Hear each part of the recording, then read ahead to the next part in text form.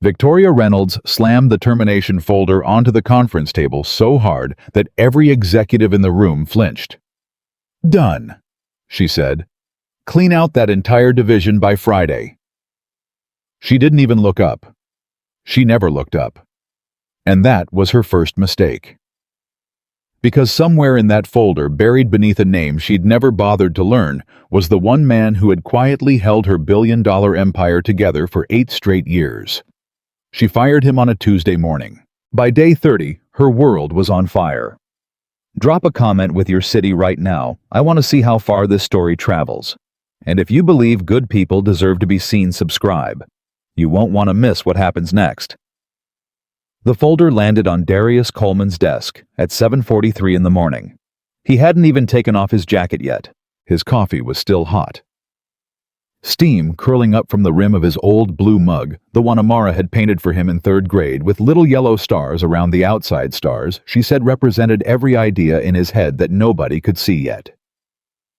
He set his lunch bag down on the corner of his workstation, the same corner where he'd set it every morning for 8 years, and then he saw the envelope. It was white, thin, company letterhead stamped in the upper left corner. He knew what it was before he opened it. A man learns to recognize certain kinds of silence. The silence that settles into a building when something bad is coming. He'd felt it for 3 weeks ever since Victoria Reynolds walked through the front doors of Apex Horizon Logistics and started holding meetings behind closed glass walls with people nobody recognized. Consultants in expensive suits. Young analysts with rolling luggage and laptops worth more than Darius's monthly rent. People who walked through the lower maintenance wing without stopping, without looking, without asking a single question about what happened down there or why it mattered. Darius had watched them come and go. He'd said nothing. He opened the envelope with one hand. The letter was 4 paragraphs. The first 3 were corporate language restructuring, modernization, new direction, evolving needs. The 4th paragraph was the only one that mattered. Your position has been eliminated, effective this Friday. Please report to Human Resources by noon to complete your exit paperwork. We thank you for your years of service to Apex Horizon. He read it twice. Then he folded it carefully along its original crease, placed it back inside the envelope, and set it down beside his coffee mug. He sat there for a moment that lasted longer than it should have. And then Darius Coleman did something that surprised even himself. He laughed. Not a mean laugh. Not a bitter one. It came from somewhere deeper. Someplace where exhaustion and recognition meet, where a man finally sees the full picture of something he'd been sensing in pieces for years. He laughed the way a person laughs when the answer to a long equation finally clicks into place, even if the answer is the wrong one. Even if the answer costs him everything. "All right," he said quietly to no one. He pulled open the bottom drawer of his workstation and reached past a stack of technical manuals, past a binder he'd kept since 2019, past a folded drawing Amara had made of their house, crayon green grass yellow sun, 2 stick figures holding hands out front, and he found his old notebook. The black one with the bent corner, the one he'd carried since the first week he started building the system that nobody upstairs fully understood. He set it on his desk. He opened it to the first page. His own handwriting looked back at him, dense, precise. Page after page of notes, diagrams, routing logic, override sequences, fail-safe conditions, backup pathway markers. Years of thought compressed into ink. The entire nervous system of Apex Horizon Logistics, mapped by hand, because there had never been a budget to build proper documentation. Because no one had ever cared enough to ask for it. Because Darius had been the system's architect, its caretaker, and its most loyal defender all at once, and he'd done all 3 jobs simultaneously for less money than the consultants now billing the company by the hour. He took his time. He drank his coffee. He sat alone in the lower maintenance wing on the morning of his termination, and he read back through 8 years of his own thinking, his own problem-solving, his own careful and invisible work. Then he closed the notebook, tucked it under his arm, and started packing. Marcus Webb found him halfway through. Marcus was one of the few people on the floor who'd been around nearly as long as Darius, 6 years running quality control for the Eastern Warehouse Cluster, a big man with a quiet voice and a habit of bringing donuts on Fridays that nobody ever officially acknowledged, but everyone depended on. He stopped in the doorway of Darius's workspace and stared at the cardboard box. "No," Marcus said. "Yeah," Darius said. "They actually did it." "They did." Marcus walked in. He didn't say anything for a moment. He picked up the framed photo from the desk, Darius and Amara at the beach 2 summers ago. Amara mid-jump over a wave, laughing, her father's hand outstretched, ready to catch her, and he handed it to Darius carefully, like it was something breakable. "Who's going to run the override sequence when the Eastern Grid trips?" Marcus asked. "They'll figure it out. D?" Marcus looked at him directly. "Nobody else knows that sequence. You built it from scratch. I've watched you run it 100 times, and I still couldn't explain it to someone else." "Then they'll hire someone." "They just hired 6 someones. None of them have been below the 4th floor." Darius set the photo in the box. He picked up the coffee mug. He turned it over in his hands, the yellow stars slightly faded. Now Amara's handwriting on the bottom that said, "Dad's Genius Mug" in purple marker. "Marcus," he said, "you know what the hardest part is?" Marcus waited. "It's not the job." Darius looked at the wall. "It's knowing that everything I built is still running in there. Every routing decision, every backup pathway, every emergency override I stayed late to code after Rena passed because I needed something to do with my hands at 2 in the morning. His voice didn't break. It steadied, which was somehow harder to hear. "All of it's still in there. And they're going to mess with it without understanding what they're touching. And when it falls apart, nobody's going to know why, because nobody ever bothered to learn." Marcus put a hand on his shoulder. "What are you going to do?" "Go home," Darius said. "Pick up Amara. Make dinner. And then?" Darius picked up the box. "Then figure out what comes next." He didn't know, on this morning he walked out of that building, that he was carrying more than a cardboard box. He was carrying proof. He just didn't know yet that he was going to need it. Dad. The Human Resources office was on the 3rd floor, which meant Darius had to walk through the main atrium to get to the elevator. He hadn't intended it as anything symbolic. He just needed to sign papers and get out. But life has a way of staging its own scenes. The atrium was wide and glass-ceilinged, the kind of architectural statement that large companies build to announce their own importance. The floor was polished white. The company logo hung on the wall in chrome letters 6 feet tall. Apex Horizon Logistics. Beneath it, in smaller type, Moving America Forward. Darius walked through it carrying his box. He passed a cluster of the new consultants near the coffee bar. 3 of them. Young early 30s maybe. 2 men and a woman, all of them in blazers, all of them holding tablets, all of them deep in conversation about something that involved the word optimization, used 3 times in 2 sentences. They didn't look at him. He walked past a group of junior analysts who did look at him, but only the way people look at someone they've never had to consider before. A glance. A nothing. He passed the desk where Cheryl had worked for 12 years before she retired last spring. He passed the wall where the company anniversary photos hung in cheap frames, events, milestones, expansions. His face wasn't in any of them, even though his work had made half of them possible. He pressed the elevator button. He rode up alone. He signed his papers, he rode back down, and on the way out, he did something he had never done before in 8 years of walking through that building. He stopped in the center of the atrium. He set his box down on the polished white floor. He turned around and looked at the building. All of it, the floors stacked above him, the systems running silently behind every wall, the networks he'd designed threading through the infrastructure like veins. He looked at it for a long time. Then he picked up his box and walked out. Victoria Reynolds didn't see him leave. She was upstairs in the executive conference room, surrounded by the people she'd brought in to replace everything she didn't understand. The room smelled like expensive coffee and new laptop cases. A presentation was projected on the wall slides full of the kind of language that sounds like progress while meaning nothing specific. Words like synergistic restructuring and agile transition frameworks and legacy system migration pathways. Victoria had spent 20 years getting to this chair. She'd rebuilt 3 companies before Apex Horizon. She had a reputation as someone who could identify dead weight and cut it, who could look at an organizational chart and immediately see what was wasting money and what wasn't. She was decisive. She was unsentimental. She was by every metric the business world cared about exactly what a turnaround CEO was supposed to be. She did not think of herself as someone who made mistakes. She especially did not think of herself as someone who could be undone by a man in a maintenance uniform carrying a cardboard box out of her building. "Tell me the timeline again," she said, pointing at the slide showing the system migration plan. The lead consultant, a tall man named Brennan Price, whose company was billing Apex Horizon $400,000 a month, cleared his throat. 60 days for full transition. We'll be running parallel systems for the first 30. Then we phase out the legacy infrastructure completely by week 8.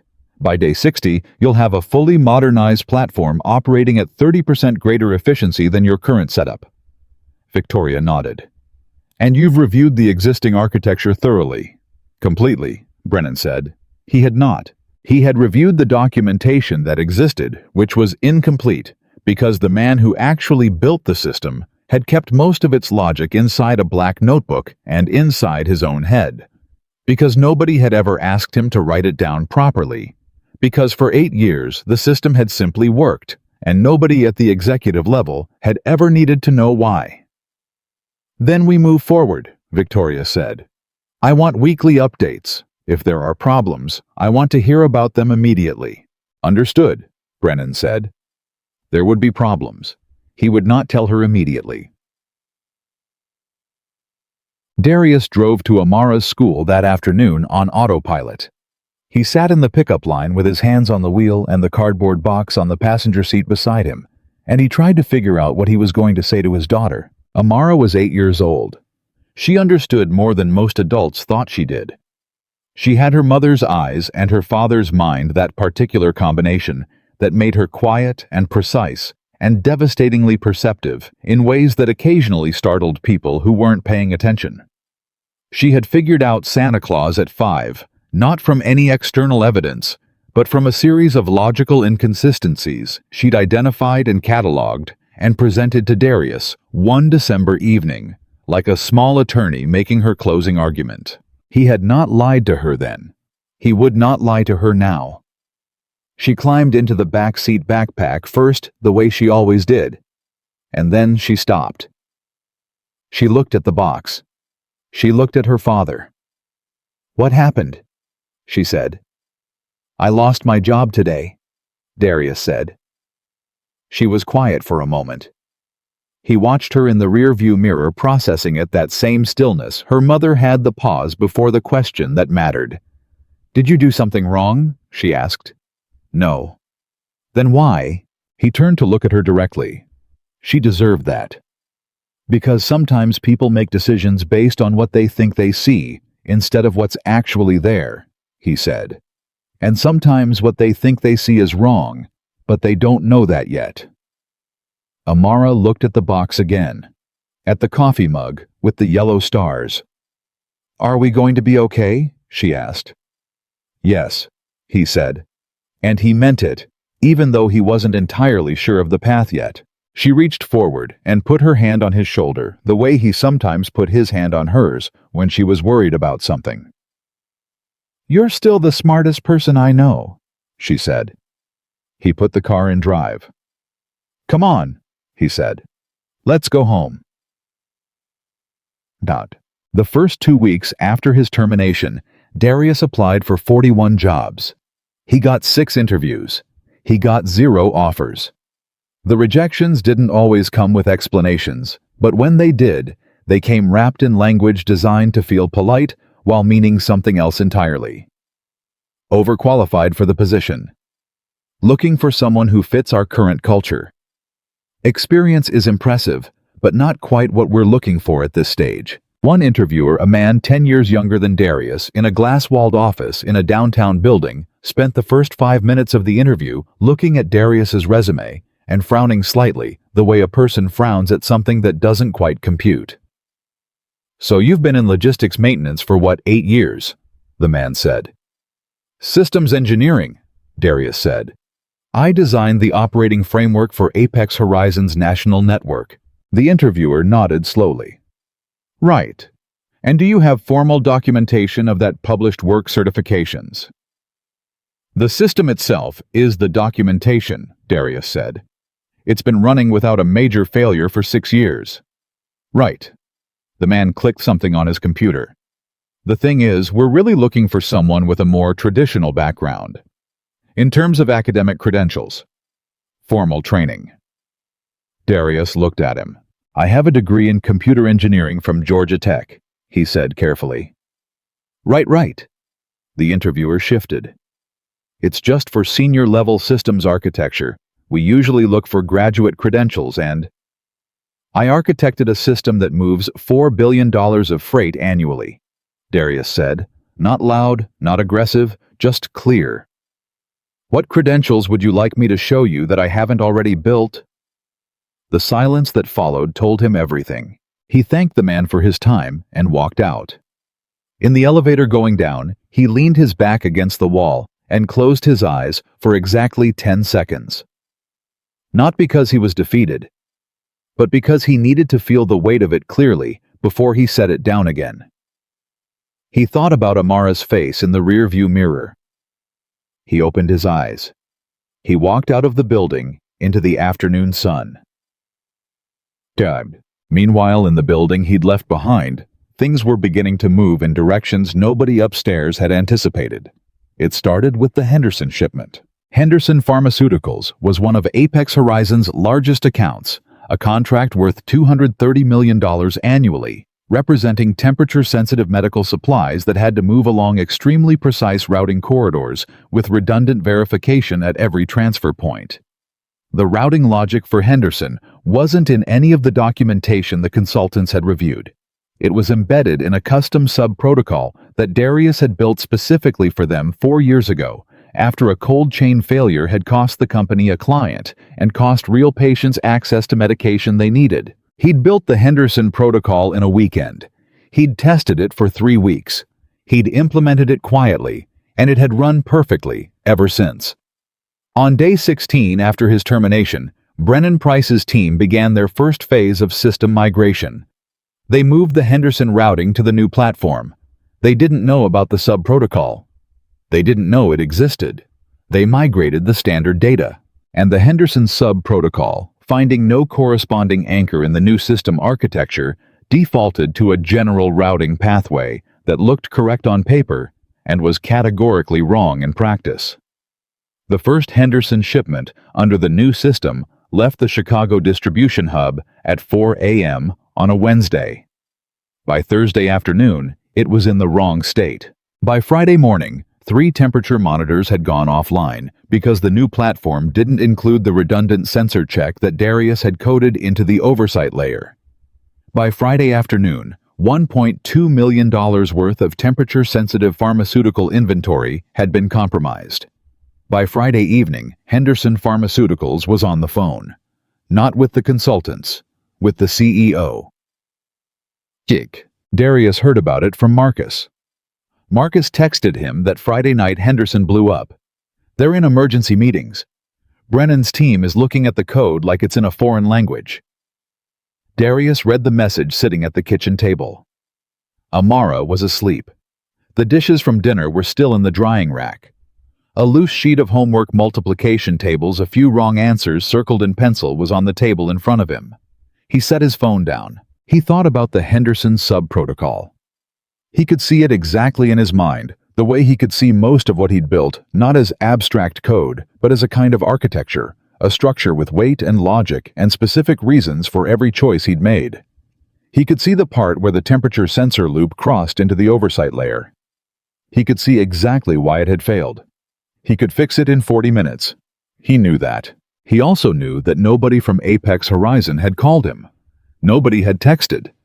Nobody had knocked on his door. He picked up his notebook from the corner of the table. The black one. He opened it to a clean page near the back. He wrote the date. He wrote Henderson sub-protocol failure. Day 16. As expected. He closed the notebook. He went to bed.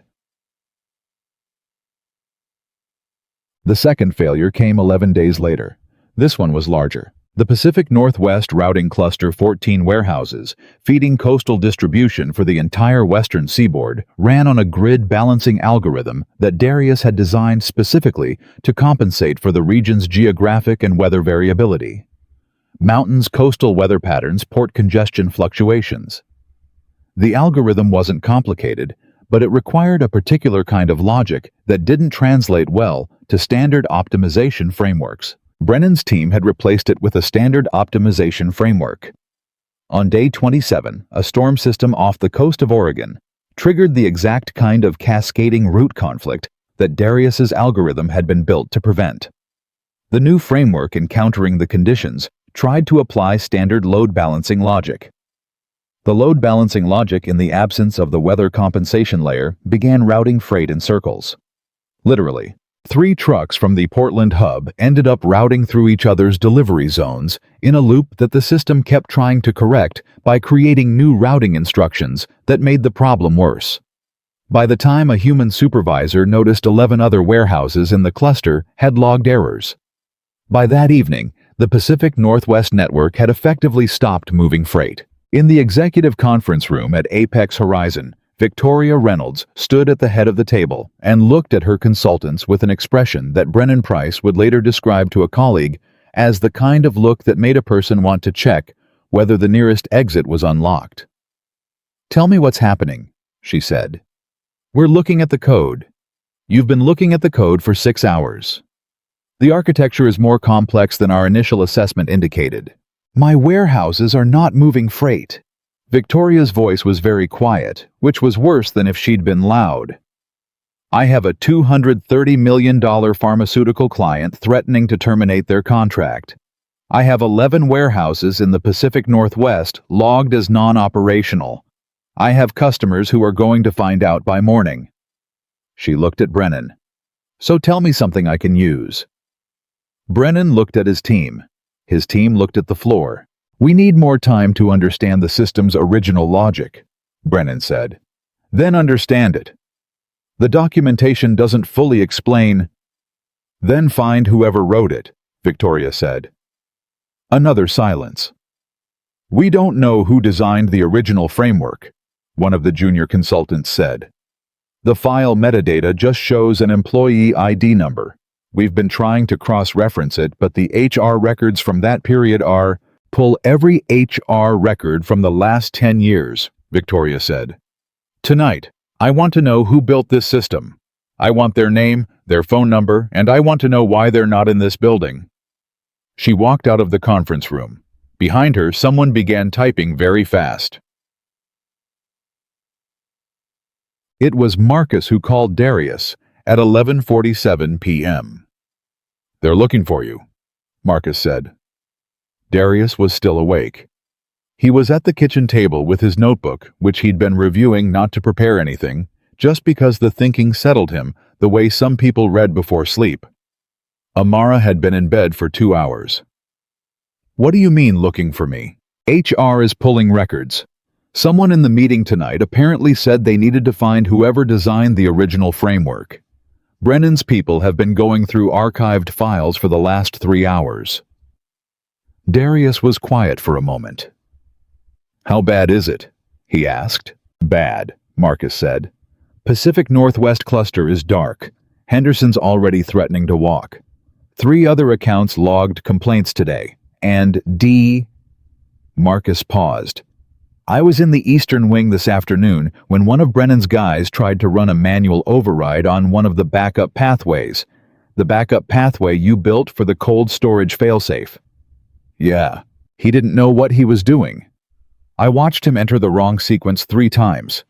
Third time, he almost triggered a cascade shutdown across the entire eastern grid. I had to step in and stop it." Darius closed his notebook. "What did you tell him?" I told him to stop touching things he didn't understand. Marcus paused. He did not appreciate that. Did it work? He stopped touching it, yeah. Darius looked at the table, at his notebook, at the lamp casting its small circle of light in the quiet kitchen. Marcus, he said. Yeah. How many people's jobs depend on that eastern grid staying operational? Marcus was quiet for a moment. Counting warehouse workers, drivers, coordinators. He exhaled. Probably close to 4,000 people, maybe more. Darius closed his eyes. Okay, he said. Okay what? Okay, he said again. I'm thinking. D. They're going to call you. I know. What are you going to do when they do? Darius looked at the drawer where he kept Amara's old crayon drawing of their house, green grass, yellow sun, 2 stick figures in the front yard. I'm going to answer, he said. And then I'm going to make sure they understand exactly what they threw away, Darius said, and exactly what it's going to cost them to get it back. He said it without anger. He said it the way an engineer states a fact, because that is exactly what it was. He didn't sleep much that night. He sat at the kitchen table until almost 2 in the morning, working through his notebook, refreshing his own memory of every system he'd built, every safeguard he'd hidden inside the architecture, every decision he'd made, and the reason behind it. He worked the way he always worked, methodical, unhurried, precise, the way a man works when he knows the value of what's in front of him, even if no one else does. At 2:12 a.m., he closed the notebook. He turned off the kitchen light. He walked down the hall and stopped at Amara's doorway. She was asleep on her side, one arm around the stuffed elephant she'd had since she was 3. The nightlight in the corner made a small warm circle on the wall. He stood there for a moment. He thought about the 40 job applications, the 6 interviews, the 0 offers, the interviewer who'd asked for credentials while ignoring the evidence sitting right in front of him. He thought about 8 years of walking through that atrium and not being seen. 8 years of solving problems in the dark, while the glass offices upstairs made decisions about a world they didn't fully understand. He thought about how much of his life he had spent being invisible to people who depended on him. Then he looked at his daughter sleeping, and he thought, not anymore. He went to bed. The phone rang at 9:03 the next morning. He was in the kitchen making Amara's lunch when it rang. He looked at the screen. Apex Horizon main line. He looked at the phone for exactly 3 rings. Then he answered. Hello, he said. And the next chapter of his life began.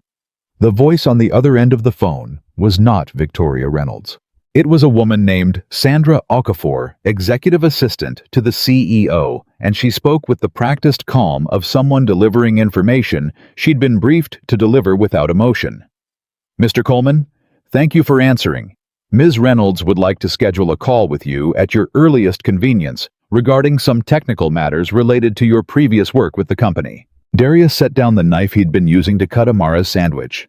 He pressed the phone against his ear and looked at the counter in front of him. Technical matters, he repeated. That's correct. Can you be more specific about what kind of technical matters? A pause. Brief. The kind that happens when someone knows more than they've been authorized to say. There are some operational challenges the team is working through, Sandra said carefully. Ms. Reynolds believes your insight could be valuable. Darius almost said something. He stopped himself. Tell Ms. Reynolds I'm available tomorrow morning, he said. 9 o'clock. Of course. And Mr. Coleman, would you be open to coming into the office, or would you prefer a call is fine, he said. He hung up. He finished making Amara's lunch. Turkey sandwich on wheat. The crust cut off apple slices in the small container with the blue lid, 3 chocolate chip cookies in the corner pocket of her lunchbox. 2 for her, 1 that she always saved for her best friend Kezia without being asked. He packed it with the same care he always brought to it. He zipped it closed. He set it on the counter beside her backpack. Then he stood there in his kitchen for a long moment, looking at nothing in particular, just letting the feeling of what had just happened settle into his chest. They needed him. They weren't ready to say that yet. Operational challenges. Your insight could be valuable, but underneath the careful language, underneath the composed voice of a professional assistant, reading from a script someone else had written, that's what it meant. The company he'd quietly held together for 8 years had called him back. Not to apologize, not to correct anything, just because the thing he'd built was breaking and they couldn't stop it without him. He picked up his notebook from the table. He opened it to the page where he'd written the date of the Henderson failure. Day 16. He turned to a new page, wrote today's date, wrote day 28. They called. He closed the notebook, put it in the drawer. He went to wake up Amara. The call was supposed to be about logistics. It turned out to be about something much larger than that. Victoria Reynolds' voice, when Darius heard it for the first time, was not what he expected. He'd seen her in the building passing through the atrium leading groups of consultants down hallways, but they'd never spoken. He'd heard people describe her as formidable sharp, the kind of executive who could dissect a quarterly report in 10 minutes and identify 6 things everybody else had missed. What he had not expected was how controlled her voice was on the phone. Controlled in the way that people get controlled when they're working very hard to not let a specific emotion come through. "Mr. Coleman," she said, "thank you for making time." "Of course," he said. "I'll be direct with you," she said. "We're experiencing significant system failures across multiple operational sectors. Our technical team has been working on the issues for several days, and we're not making the progress we need. After reviewing our records, we determined that you were the original architect of the framework in question." Darius said nothing. He let the silence work for him. "I wanted to personally reach out," Victoria continued, "to ask whether you'd be willing to consult on the situation. We'd compensate you appropriately for your time." "Ms. Reynolds," Darius said. She stopped. "Before we talk about compensation or consulting arrangements," he said, "I'd like to understand something. When you reviewed your records and determined that I was the original architect of the framework, what exactly did those records say about my role?" A pause. "They indicated you were responsible for the foundational design of the operating system," she said. "And that didn't appear on the termination review?" he asked. Not confrontationally, just clearly, the way he'd asked the interviewer about credentials. Just putting the fact on the table so they could both see it. A longer pause this time. "I owe you an apology for that," Victoria said. It was the last thing he'd expected her to say. He sat with it for a moment. "Tell me what's failing," he said. She walked him through it. The Henderson sub-protocol, the Pacific Northwest cluster. 3 additional failures that had emerged in the past 48 hours that she hadn't fully understood until a junior analyst had explained them to her at midnight the previous night. She was thorough. She was specific. And as she talked, Darius could hear something underneath the executive composure. Something that sounded like a person who had realized genuinely and recently that she had made a serious mistake, and who was sitting with the weight of that realization in real time. He listened to all of it without interrupting. When she finished, he said, "The Henderson failure was day 16. What took you until day 28 to call me?" Another silence. "Honestly," she said, "please." "Because Brennan Price told me his team could solve it internally. And I believed him." "Why did you believe him?" she exhaled. "Because he presented well. Because his company has an excellent reputation. Because..." She paused. "Because I was looking for confirmation of a decision I'd already made, and he gave it to me." Darius nodded slowly to himself in the empty kitchen. "All right," he said. "All right. All right, I'll look at it," he said. "But I'm not coming in to be a contractor patching things in the background while Brennan's team takes credit for the fix. If I look at your system, I need full access, no interference, and complete transparency about what's been changed since my departure. You'll have it. And I want documentation, not verbal agreements. I want a written scope of engagement that specifies my role clearly. I'll have legal prepare something today." "One more thing," Darius said. "Name it." "I need you to understand something before I set foot back in that building, not as a condition, just as a fact that I think you should carry with you." Victoria waited. Every safeguard in that system exists for a reason. Every unusual routing decision, every redundant check, every override pathway, I didn't put those things in because I was being overly cautious. I put them in because I'd seen what happened when they weren't there. Some of those lessons cost the company real money before I joined. Some of them I just anticipated because that's how my mind works. He paused. Your consultants didn't break my system because they're incompetent. They broke it because they didn't know what they were looking at. And they didn't know what they were looking at because nobody ever thought to ask me to explain it. Victoria was quiet. I understand, she said. And to his genuine surprise, it sounded like she meant it. I'll see you tomorrow, Darius said. And Ms. Reynolds. Yes. Please make sure Brennan Price is in the room. He could hear just barely the complicated breath she took before she answered. He will be, she said. Darius hung up. He sat at his kitchen table with his notebook and a cup of coffee that had gone lukewarm, and he let himself feel, just for a moment, what this was. Not triumph. Not vindication exactly. Something quieter than either of those things. The feeling of being about to walk back into a room where for 8 years he had been systematically underestimated, and walking back in this time, knowing something that everyone else in that room was only beginning to understand. He knew what he was worth. He'd always known. The difference was that now they knew too. He opened his notebook and started making a list. He wrote for 2 hours. When Amara came home from school that afternoon, she found him still at the table, surrounded by pages of notes. She dropped her backpack by the door, walked over, and stood beside him, looking at what he was writing. She couldn't make sense of most of it.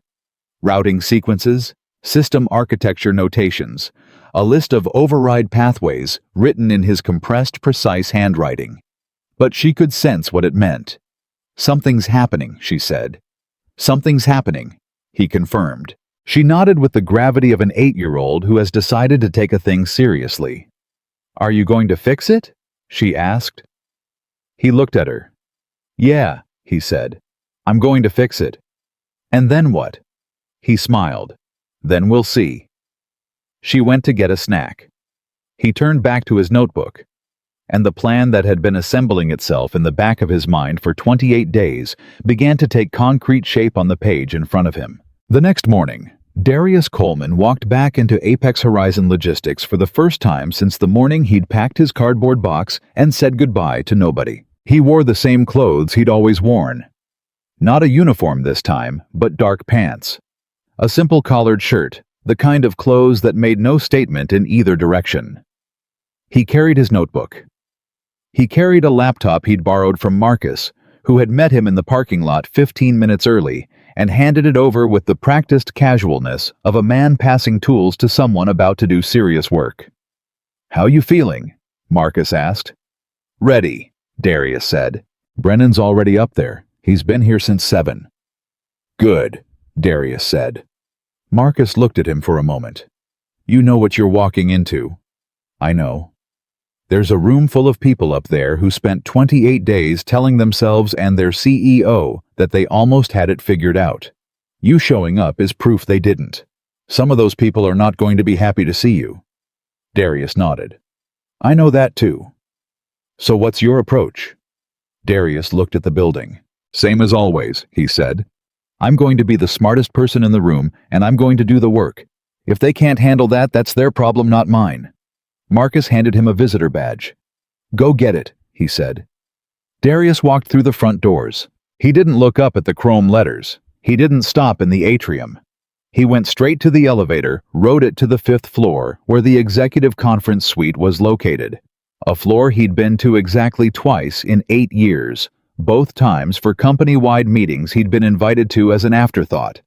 And he walked into the room. There were 8 people seated around the conference table.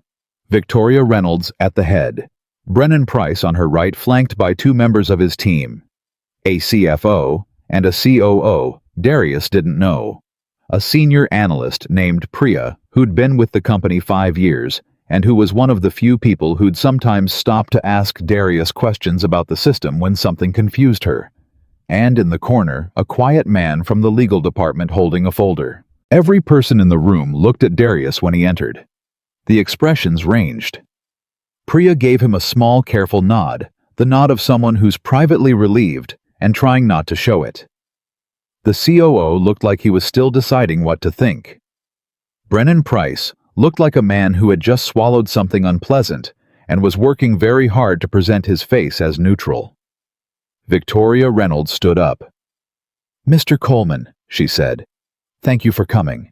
"Of course," Darius said. He set his notebook on the table. He sat down. He looked around the room, once taking it in. Then he looked at Victoria. "Let's start from the beginning," he said. "Walk me through every change your team made in sequence, starting from day one of the migration. I want to know what was moved, what was modified, and what was removed. Everything." Brennan Price cleared his throat. "We've prepared a summary document." "I don't want the summary," Darius said.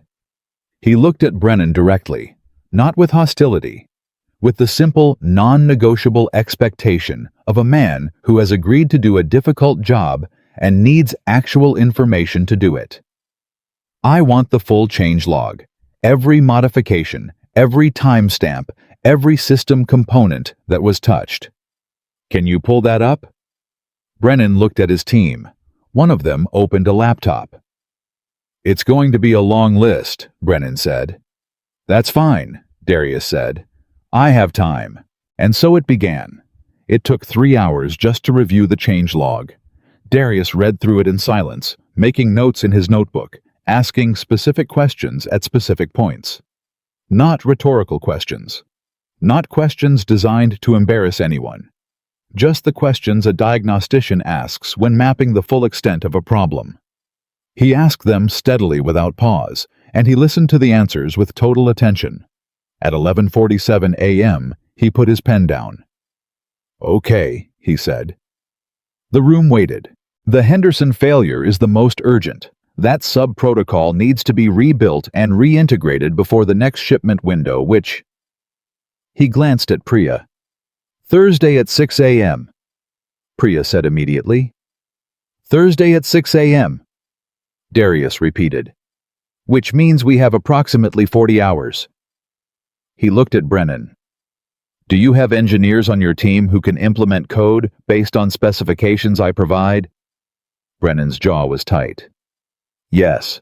"Good. Then here's what we're going to do." He opened his notebook to the section he'd written the previous night and turned it around so Brennan's engineers could see it. "This is the original sub-protocol logic. I'm going to walk your team through it section by section. When I'm done, they're going to rebuild it on the new platform exactly as specified. Then I'm going to review what they've built before it goes live.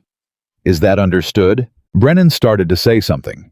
Victoria raised one hand just slightly, a small gesture, almost imperceptible, but Brennan stopped. "Is that understood?" Darius asked again, this time looking at the engineers. Both of them nodded. "Good," Darius said. "The Pacific Northwest cluster is the second priority. That's going to take longer because the issue isn't just bad code. The weather compensation algorithm I built requires a specific kind of adaptive logic that standard optimization frameworks don't support. Your team." He looked at Brennan's people. "No offense. The framework your team used is fine for standard routing. It was designed for flat geography, consistent volume networks. The Pacific Northwest is neither of those things. Trying to force a standard framework onto that environment is like trying to navigate mountain roads with a map designed for highway driving.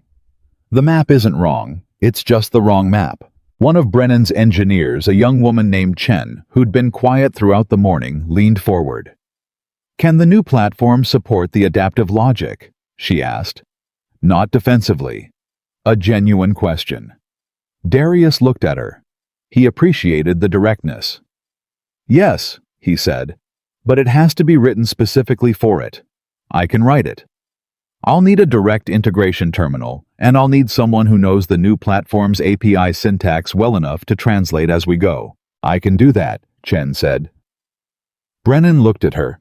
She didn't look at Brennan. She kept looking at Darius. "All right," Darius said.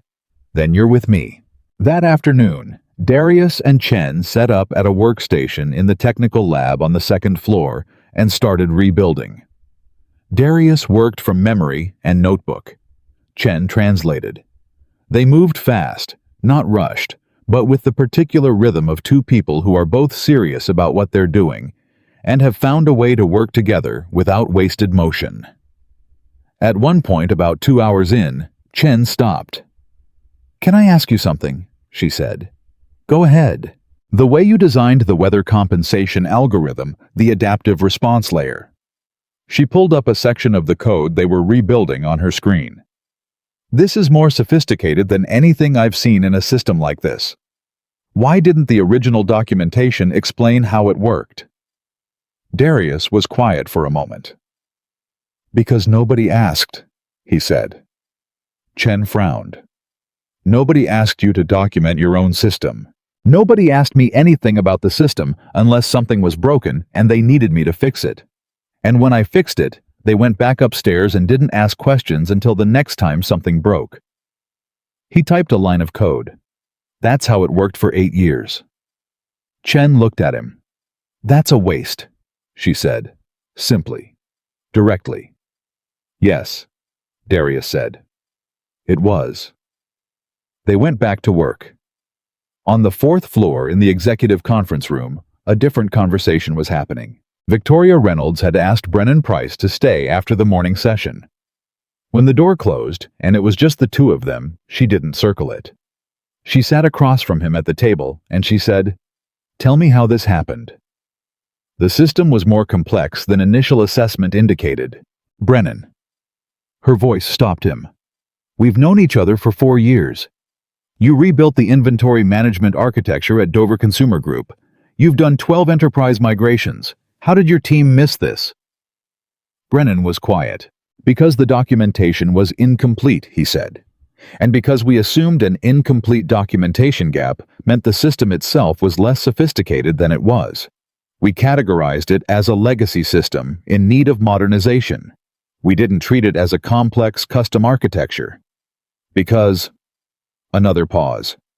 "Because of where it came from," he said. Then he stopped. He heard what he'd said. Victoria looked at him steadily. "Because a man in a maintenance uniform in the lower division of the building didn't fit the profile of someone who would build something like this," she said. Brennan didn't answer. "That's what you mean," she said, not a question. "We made assumptions," he said. "We shouldn't have." Victoria sat back. "No," she said. "We shouldn't have." She was quiet for a long time. Through the glass wall of the conference room, she could see the building functioning, people at desks, phones being answered, the ordinary operations of a company that was in multiple critical sectors close to collapse. She thought about the Henderson call. She thought about the Pacific Northwest cluster. She thought about the 16 other things on the list that Darius had walked through this morning calmly and precisely, that her team of expensive consultants had either damaged or not understood. She thought about a man packing a cardboard box, a coffee mug with painted stars, a folder she'd approved without looking at twice. "What does he need to fix all of it?" she asked. "Time," Brennan said. "Access. And probably a team that actually listens to him." "How long?" "If I had to guess based on this morning..." Brennan looked at the table. 6 days, maybe 7, if nothing else breaks in the meantime." "And if something breaks in the meantime..." Brennan looked at her directly. "Then we hope he's available to fix that too," he said. Victoria stood up. "I'm going to the technical lab," she said, "to check on progress. To apologize again," she said, properly this time. When Victoria walked into the technical lab, Darius and Chen were deep in what appeared to be an intense but productive disagreement about the integration syntax for the weather compensation layer. Darius was writing something in his notebook. Chen was pointing at her screen. Neither of them noticed Victoria immediately. "If we anchor it there, it needs a verification call every 90 seconds, not 60, Chen was saying. 60 is right, Darius said. In a congestion spike, the 90-second window creates a 4% routing lag. That's the lag that caused the original cold chain failure 4 years ago. Chen looked at what he'd written. She was quiet for a moment. Then she nodded. Okay, you're right. 60. Darius looked up and saw Victoria. He didn't change his expression. He looked at her the way he looked at most things, directly, calmly, without performance. Victoria walked over. She stood at the edge of their workspace. Can I have 2 minutes? She said. He nodded. Chen quietly rolled her chair slightly to the side, not leaving but making space. Victoria looked at Darius. She had clearly been thinking about what she wanted to say and had decided to say it simply. I made a decision that I shouldn't have made the way I made it, she said. I didn't look closely enough at what I was removing. I trusted people who were confident and discounted someone who was quiet, and I should have known better than to mistake confidence for competence. She paused. What you've demonstrated today in 3 hours this morning is that I removed a critical piece of this company's infrastructure and didn't know what I'd done. That's on me. And I want you to know that I understand that.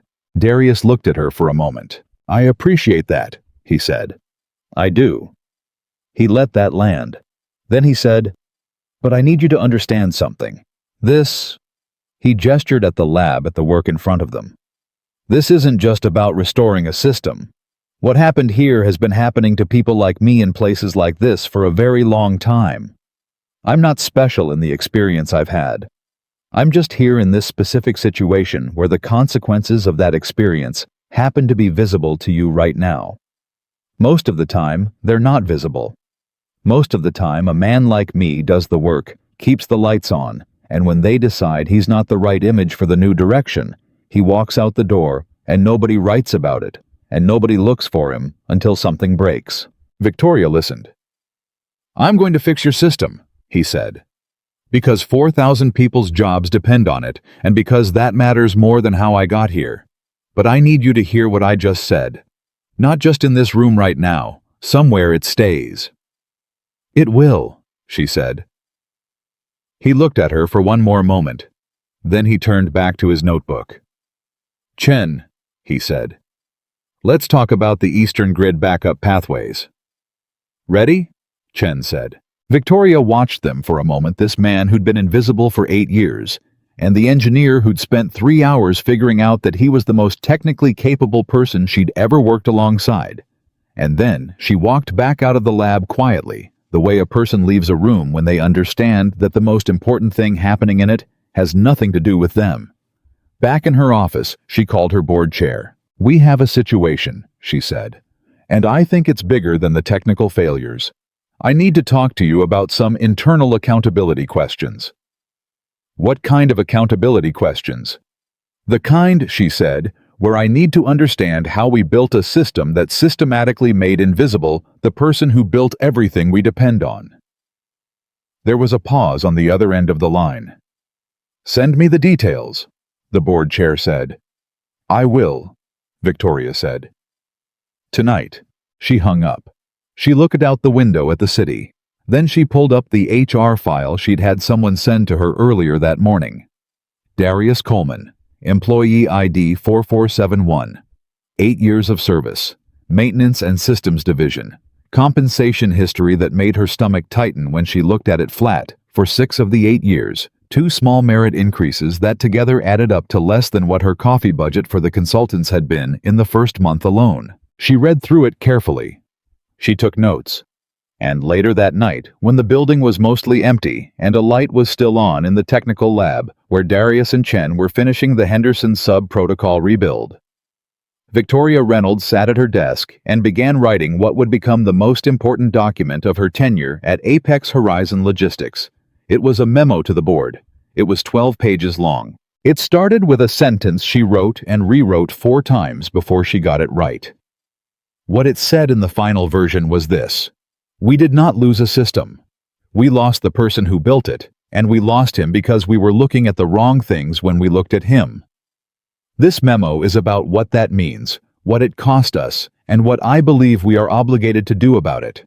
Downstairs at 11:34 p.m., Darius saved the rebuilt Henderson sub-protocol, leaned back in his chair, and looked at the screen. That's it, Chen said, looking at her own screen. You want to run the test simulation? "Run it," he said. The simulation ran for 47 seconds. It passed every checkpoint. Chen exhaled. "It's clean." Darius nodded. He picked up his notebook. He wrote day 29. Henderson sub-protocol rebuilt.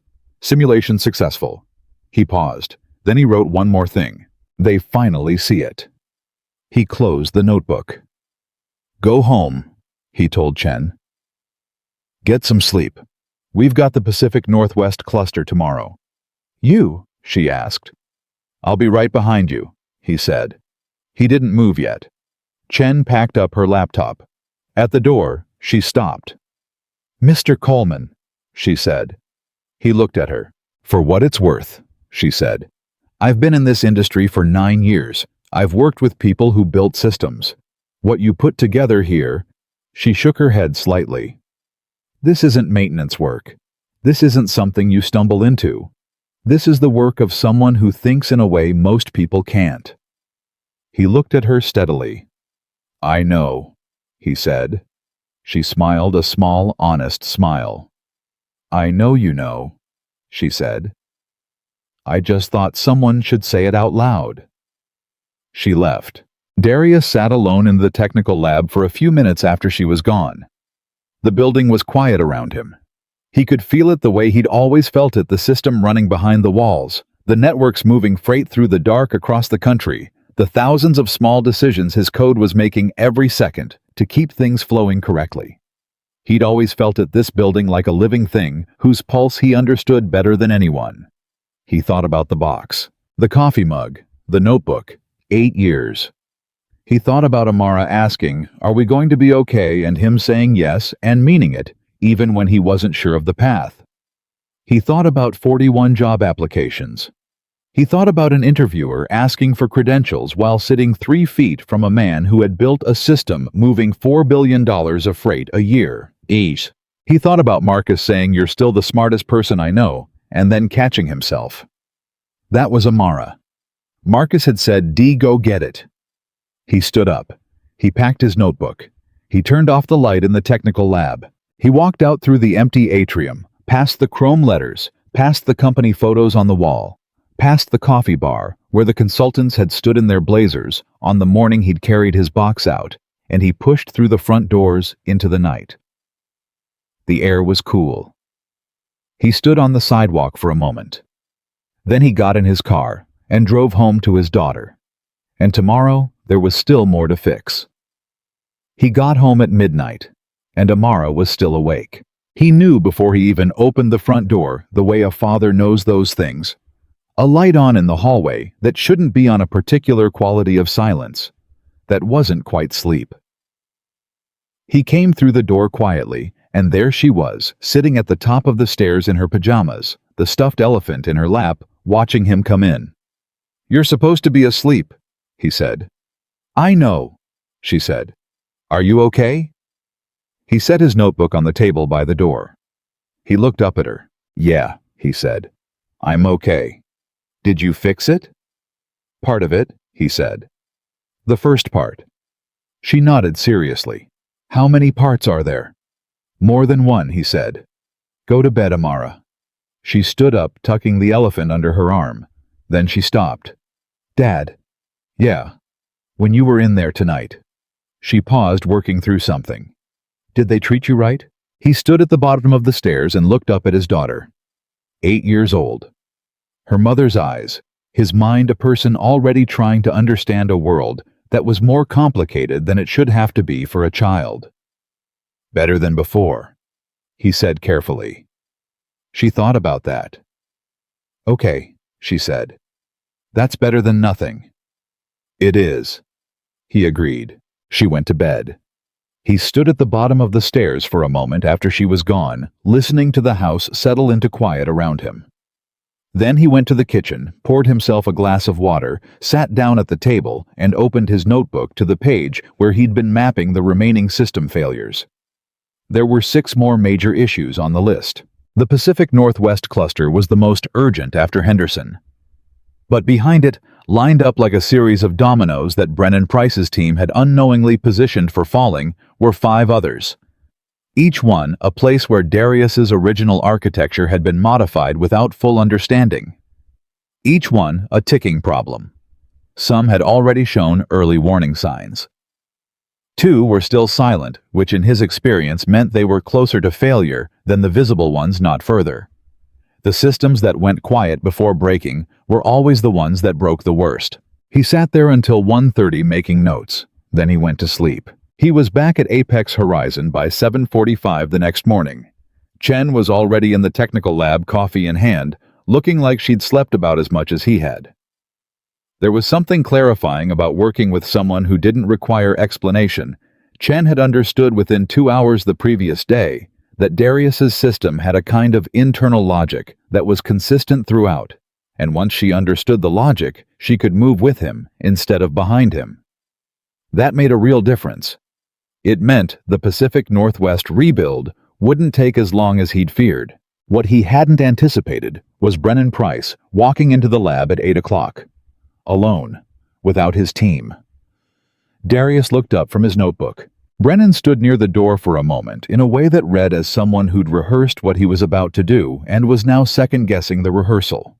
He was a tall man, mid-40s, the kind of professional who wore confidence the way other people wore clothing as a first layer of protection. Yesterday in the conference room, that confidence had looked battered. This morning, it looked like something that had been set aside on purpose. He walked over to where Darius was sitting. He said, "Do you have 5 minutes?" Darius looked at him. Then he looked at Chen, who immediately became very focused on her laptop screen. "5 minutes," Darius said. Brennan sat down in the chair across from him. He put his hands flat on the table. He looked at Darius directly. "I made assumptions about you that I should not have made," he said. "I reviewed the system documentation. I saw the gap between what was written down and what the system was actually doing, and instead of finding out why that gap existed and who had filled it, I assumed the gap meant the system was less sophisticated than it was. And I assumed that because of where you worked and how you worked, and..." He stopped. He was honest enough not to finish that sentence with something softer than the truth. "And because of who you are. Those assumptions cost your company real money and real damage. They cost you your job. I know that an apology from me is not worth a great deal given all of that, but I wanted to say it directly." Darius looked at him for a long moment. "I appreciate that," Darius said. "I do." Brennan nodded. "My lead engineer Chen is exceptional," Darius said then. "You should know that. She caught things yesterday that would have taken most people twice as long." Brennan blinked. He hadn't expected that. "She is good," he said. "Treat her like it," Darius said. "She's been underutilized." Brennan sat with that. "I will," he said. He stood up. He started to leave. Then he stopped. "For what it's worth," Brennan said, "when the board asks me for my assessment of what went wrong, and they will, I'm going to tell them the truth, all of it, including the part where my company walked into a system we didn't respect and didn't understand and did damage because of it." Darius looked at him. "That matters," Darius said. "More than you might think." Brennan nodded once. Then he left. Chen waited about 10 seconds. "Well," she said. "Don't," Darius said. "I'm just saying, I know what you're saying. Let's get to work." They worked straight through the morning. The Pacific Northwest weather compensation algorithm was more complex to rebuild than the Henderson sub-protocol, because the problem wasn't just the code itself. It was that Brennan's team had removed the adaptive layer and then built 3 other components around the space where it used to be, which meant restoring. It wasn't just writing the algorithm back in. It was writing the algorithm back in while untangling the components that had grown around its absence, and doing that carefully enough that removing them didn't create new failures in the process. It was like performing surgery on a patient who had healed wrong. You couldn't just fix the original injury. You had to fix the original injury and address everything the body had done to compensate for it in the right order without causing new damage along the way. Darius explained this to Chen at 10:30 when they hit the first significant complication. "So what's the sequence?" she asked. He thought for a moment. He picked up his pen. "We stabilize the eastern anchor point first," he said, writing. "That's the load-bearing element. Once that's stable, we can remove the 3 compensating components your team built without risk of collapse. Then we write the adaptive layer back in from scratch. Then we reconnect everything and run the simulation." "How long?" "If nothing surprises us, 6 hours. And if something surprises us," he looked at her. "Then longer," he said. Something surprised them. At 12:40 in the afternoon, while Darius was midway through restoring the eastern anchor point, the system threw an error code he hadn't seen before. He stopped. He looked at it carefully. He asked Chen to pull up the full changelog for the eastern anchor point, specifically going back to the first week of the migration. She pulled it up. He read through it. His expression didn't change, but something shifted behind his eyes, a recognition that Chen had learned to notice in the past 18 hours of working with him, the moment when his understanding of a problem moved from theoretical to precise. "What is it?" she asked. "They didn't just modify the anchor point," he said quietly. "They removed a verification sublayer and replaced it with a monitoring protocol. The monitoring protocol is doing what it was designed to do, which is why nobody noticed it was wrong. It's generating clean-looking data, but it's not actually verifying the routing decisions. It's reporting on them after the fact." Chen looked at the screen. "So the data looks fine, because it's telling us what happened, not whether what happened was correct." Darius leaned back. "If a wrong routing decision gets made, the monitoring protocol logs it and reports it.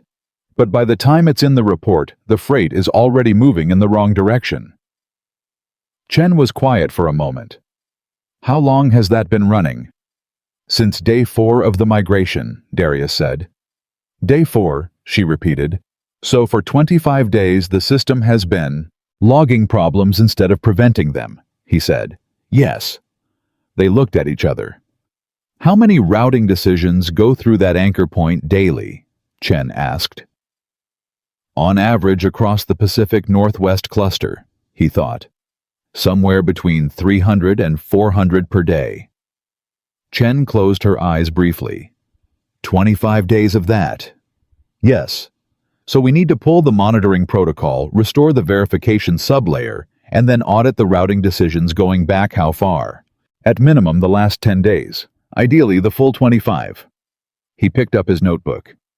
"And we need to flag anything that looks like a routing error to the operations team so they can check for real-world impact." "That's going to be a long list." "Yes," he said. "It is." He stood up. "I need to tell Victoria," he said. He found her in her office. She was on the phone, but she saw his face through the glass wall and wrapped up the call within 90 seconds, which told him she'd learned in the past 24 hours to take his expressions seriously. He sat down across from her desk. He told her. She listened. She didn't interrupt. When he finished, she was quiet for a moment. "What are we looking at in terms of potential impact?" she said. "Wrong freight deliveries, delays, possible contract violations if any accounts have service guarantees written into their agreements." He paused. "You need your legal team and your operations team in a room together today, looking at every major account in the Pacific Northwest cluster, cross-referencing the routing logs for the past 25 days. Can you give me a list of which routing decisions to prioritize? Chen and I will have it for you by end of day," he said. Victoria nodded. She picked up her phone, then set it back down. "Darius," she said. He looked at her. It was the first time she'd used his first name. "How much of what your consultants did, how much of the damage is reversible?" she asked. He considered the question honestly. "Most of it," he said. "The system itself is recoverable. The logic is still in there. Your team didn't delete anything permanently. They just built things in ways that blocked it from functioning correctly. In most cases, if I can get to it, I can restore it." He paused. "What's not necessarily recoverable is the trust. From Henderson. From accounts that experienced service failures. From employees who've been watching their company fall apart for a month and don't know why." He looked at her steadily. "That kind of damage takes longer, and it takes more than a technical fix." She held his gaze. "I know," she said. Okay, he said. He stood up. I'll have the routing priority list to you by 6. He went back to the lab. He and Chen worked through the afternoon without stopping, except when Marcus appeared at the lab door at 2 o'clock with sandwiches from the place on 5th Street, set them on the edge of the workstation without a word, and left. Darius ate his without looking away from the screen. Chen did the same. At 4:15, Priya from the analysis team knocked on the lab door and came in. Victoria sent me, she said. She wants me to start cross-referencing the routing logs as you identify the priority decisions. Real time. Darius looked at her. He'd always respected Priya. She was sharp. She'd asked good questions in the years when most people hadn't bothered, and she had a precision about her work that he recognized as genuine. Pull up the Eastern Cluster logs from day 4, he said. Start flagging anything where the routing decision for a pharmaceutical or perishable shipment resulted in a delivery window greater than 4 hours past the original estimate. Priya sat down at the workstation next to Chen. She pulled up the logs. 30 seconds later, she said quietly, "There are 43 flags in the first week alone." Nobody in the room said anything for a moment. Then Darius said, "Keep going." The number climbed.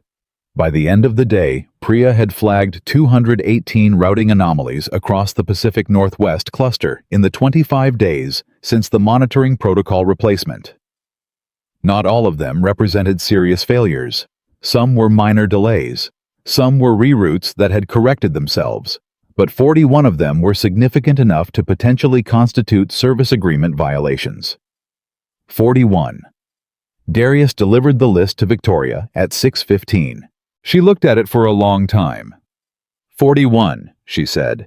That's the Pacific Northwest cluster alone, he said. We haven't audited the other sectors yet. She looked up at him. When can you start on the other sectors?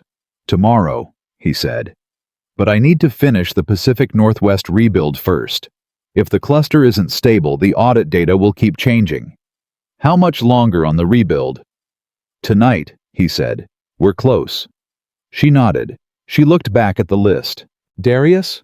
She said. Yes. I need to ask you something, and I need you to answer honestly. I always do.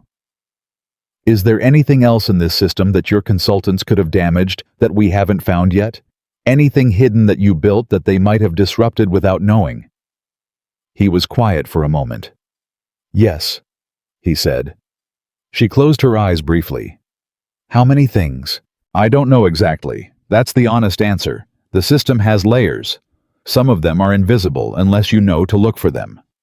I built it that way deliberately because the environment it operates in isn't predictable, and a system without hidden redundancies is a system that fails catastrophically when something goes wrong.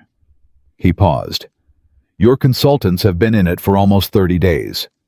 Some of what they've done I've already found. Some of it I haven't found yet.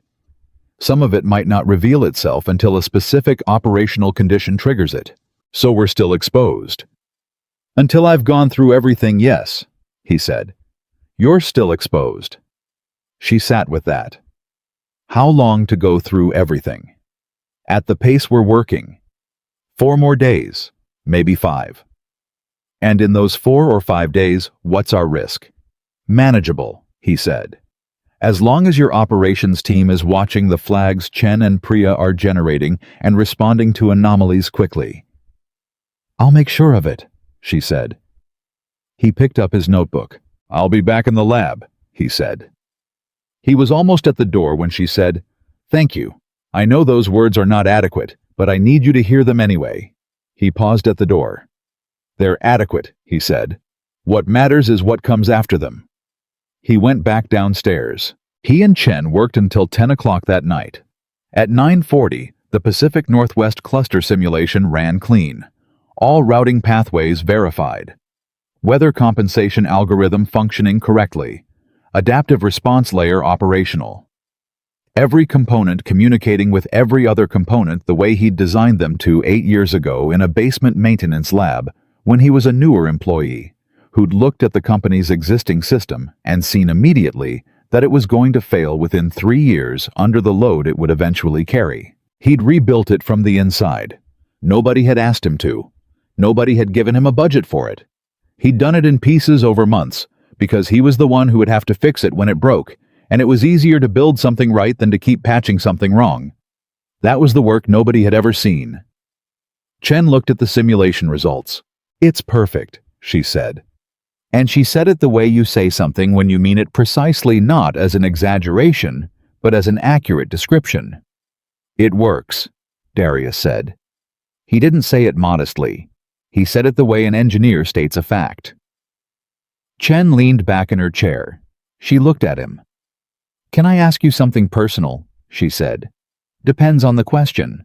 Why didn't you ever push for recognition, for official credit, for a title that matched what you were actually doing here?" He thought about that. He picked up his pen, set it down again. "I tried," he said. "Early on. I sent documentation to management. I wrote up formal proposals. I asked for meetings." He paused. "What I got back was appreciation, verbal appreciation, and then the meetings ended and nothing changed. I was still in the maintenance division. My salary stayed what it was, and I had a choice. I could fight that fight every day in a place that had already told me what it thought the ceiling was for someone like me. Or I could do the work and keep the work excellent and find my worth somewhere else. Somewhere else. Like where? My daughter," he said simply. "The work itself. The knowledge that what I built was genuinely good regardless of whether the people above me understood it." Chen was quiet for a moment. "That shouldn't have been the only option available to you," she said. "No," he said. "It shouldn't have." He closed his notebook. "Let's call it," he said. "Be back at 7. 7, she said. He drove home in the quiet of the late city, and he thought, as he often did on these drives, in the space between the work and the return to his daughter, about Rena. His wife. Amara's mother. He thought about her in the way he'd learned to think about her in the years since she'd been gone. Not as an absence, but as a presence, the specific gravity of someone who'd known him before any of this, who'd understood what he was building and what it cost and what it was worth. She'd told him once, when he was frustrated after a particularly invisible week at Apex Horizon, that the work would speak for itself eventually. That truth had a way of finding its moment. He'd believed her then. He believed her more now. He pulled into his driveway. The house was dark. Amara was asleep. He sat in the car for a moment and let the day close around him. Then he went inside. The next 3 days were the hardest and most clarifying of Darius's professional life. He moved through the system layer by layer, the way a doctor moves through a patient's chart, not assuming anything was fine until he'd checked it himself, not accepting the clean-looking data at face value because he understood now how deceptive the monitoring protocol had made the data look. He brought Chen and Priya with him through every sector, explaining as he went, building a real-time record of what he found and what he was doing about it. On day 2, he found the third major failure. It was in the cold storage network buried in a subroutine that controlled temperature verification for a cluster of facilities in the southeast. Brennan's team hadn't touched it intentionally. They'd modified an adjacent component, and the modification had created a latency effect in the subroutine's response cycle, not enough to throw an error, just enough to slow the temperature verification by 6 seconds per cycle. 6 seconds didn't sound like much. In a cold storage environment where variance was measured in minutes, 6 seconds per cycle, compounded across thousands of daily checks into something that could, under the right conditions, produce a dangerous delay in catching a temperature breach. He found it because he knew to look for it. He fixed it in 4 hours. He wrote it in his notebook, added it to the list for Priya's audit. On day 3, he found 2 more. A billing reconciliation error embedded in the accounts integration layer that had been generating incorrect freight charges for 11 accounts for 3 weeks. And a scheduling conflict in the driver dispatch system that had been creating cascading delays in the southeast corridor delays that the drivers were compensating for in ways that were showing up as unusual overtime patterns. Patterns that someone in HR had actually flagged 2 weeks ago, but which had been attributed to seasonal volume increase rather than a system error. Both of those could be fixed. Both would take time. And on day 4, he found the thing he hadn't told Victoria about yet. He found it because he went back to the original archived file, the foundational document of the entire system, the one that existed before he'd begun his rebuild, the one that contained the company's legal ownership record of the proprietary architecture. The file had been updated. Not recently. Not since the migration. The file had been updated 14 months ago, before he'd been fired, while he was still employed, and the update had removed his name from the design credit. Darius sat very still in the technical lab for a long time. He looked at the file on the screen. He looked at the edit history. He looked at the date of the modification, and he looked at who had authorized it. The authorization code traced to a senior operations manager named Robert Farrell, who had left the company 8 months ago to join one of the vendor companies currently holding a contract with Apex Horizon, a contract worth according to the public filings. Darius looked up on his phone in the next 5 minutes, approximately $14 million. Darius looked at this for a long time. He thought about it with the same methodical clarity he brought to everything. He didn't feel what he might have expected to feel: rage or devastation, or the particular vertigo of discovering that the erasure he'd always sensed had been at some point deliberate and not just passive. He felt something colder and more precise than any of those things. He felt the kind of clarity that arrives when the last piece of a puzzle falls into place and the picture becomes undeniable. He wrote in his notebook, day 32. Found the authorization record. Design credit was removed deliberately. Farrell. Contract link. Follow this. He closed the notebook. He called Marcus. Marcus answered on the second ring. "You still in the building?" Darius asked. "Yeah. Why?" "I need you to come to the technical lab." "What did you find?" "Come down," Darius said. "I'll show you." Marcus came down. Darius showed him the file, the edit history, the authorization code, the contract. Marcus stood over his shoulder reading through it, and the silence that came from Marcus during that reading was the silence of a man whose understanding of a situation is shifting in real time into something more serious than he'd previously understood it to be.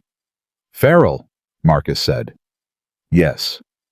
He was here until about 8 months ago." "I know.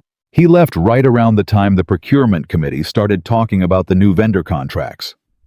Marcus straightened up. He looked at Darius. "Darius, this isn't just a documentation error." "No," Darius said. "It isn't. This is someone removing your name from your own work so that when the contracts came up for review, the work looked like it belonged to the company at large and not to a specific person who might have IP claims or—" "Yes," Darius said. "And then, 14 months later, after your name's been off the record long enough that nobody's looking at it anymore, the company starts the migration process, which creates the justification for bringing in new vendors, which Farrell is now working for." "That's the thread," Darius said. "I can't prove all of it yet, but the thread is there." Marcus looked at him. "You need to take this to Victoria tonight," he said. "I know. Not tomorrow. Tonight." "I know, Marcus. Because if there's a conflict of interest embedded in those vendor contracts—" "I know," Darius said. "I understand what this is." Marcus sat down in the chair across from him. "How are you?" he asked. "Not about the system. Not about the strategy. Just how are you?" Darius looked at him. "I'm okay," he said. And he meant it, which surprised him a little. He'd found evidence that his name had been deliberately removed from his own work. He was sitting in the building that had fired him 32 days ago. He had not slept more than 5 hours in any of the past 4 nights. His daughter had asked him twice this week if he was eating enough, and he was okay, because he'd been here before, not this specifically, but the essential shape of it. The experience of doing something right and watching someone else take the credit or erase the evidence or make decisions around him that assumed he wouldn't notice or wouldn't fight back. That experience was not new. What was new was having the specific proof in front of him clear as code on a screen. And what was new was being in a position where the proof meant something, "I built something real," he said to Marcus. "They couldn't change that. They could take my name off it, but they couldn't change what it was. Every day for 8 years it kept running, every failure it prevented, every load it balanced. None of that went away because someone edited a file." Marcus looked at him for a long moment. "No," he said, "it didn't." "So let's go tell Victoria what we found," Darius said. He stood up. He picked up his notebook. Marcus stood too. "I'm coming with you," Marcus said. "You don't have to." "I've been in that building watching your back for 6 years," Marcus said. "I'm coming with you." Darius looked at him. "All right," he said. They went upstairs together. Victoria was still in her office. It was nearly 8 o'clock in the evening, and she was at her desk reviewing what looked like the list Priya had compiled of service agreement anomalies, a red pen in her hand, reading with the focused unhappiness of someone who has accepted that the news is bad and has decided the only response is to understand it fully. She looked up when they came in. She saw their faces. She set down the red pen. "Close the door," she said. Marcus closed it. Darius sat down. He opened his notebook.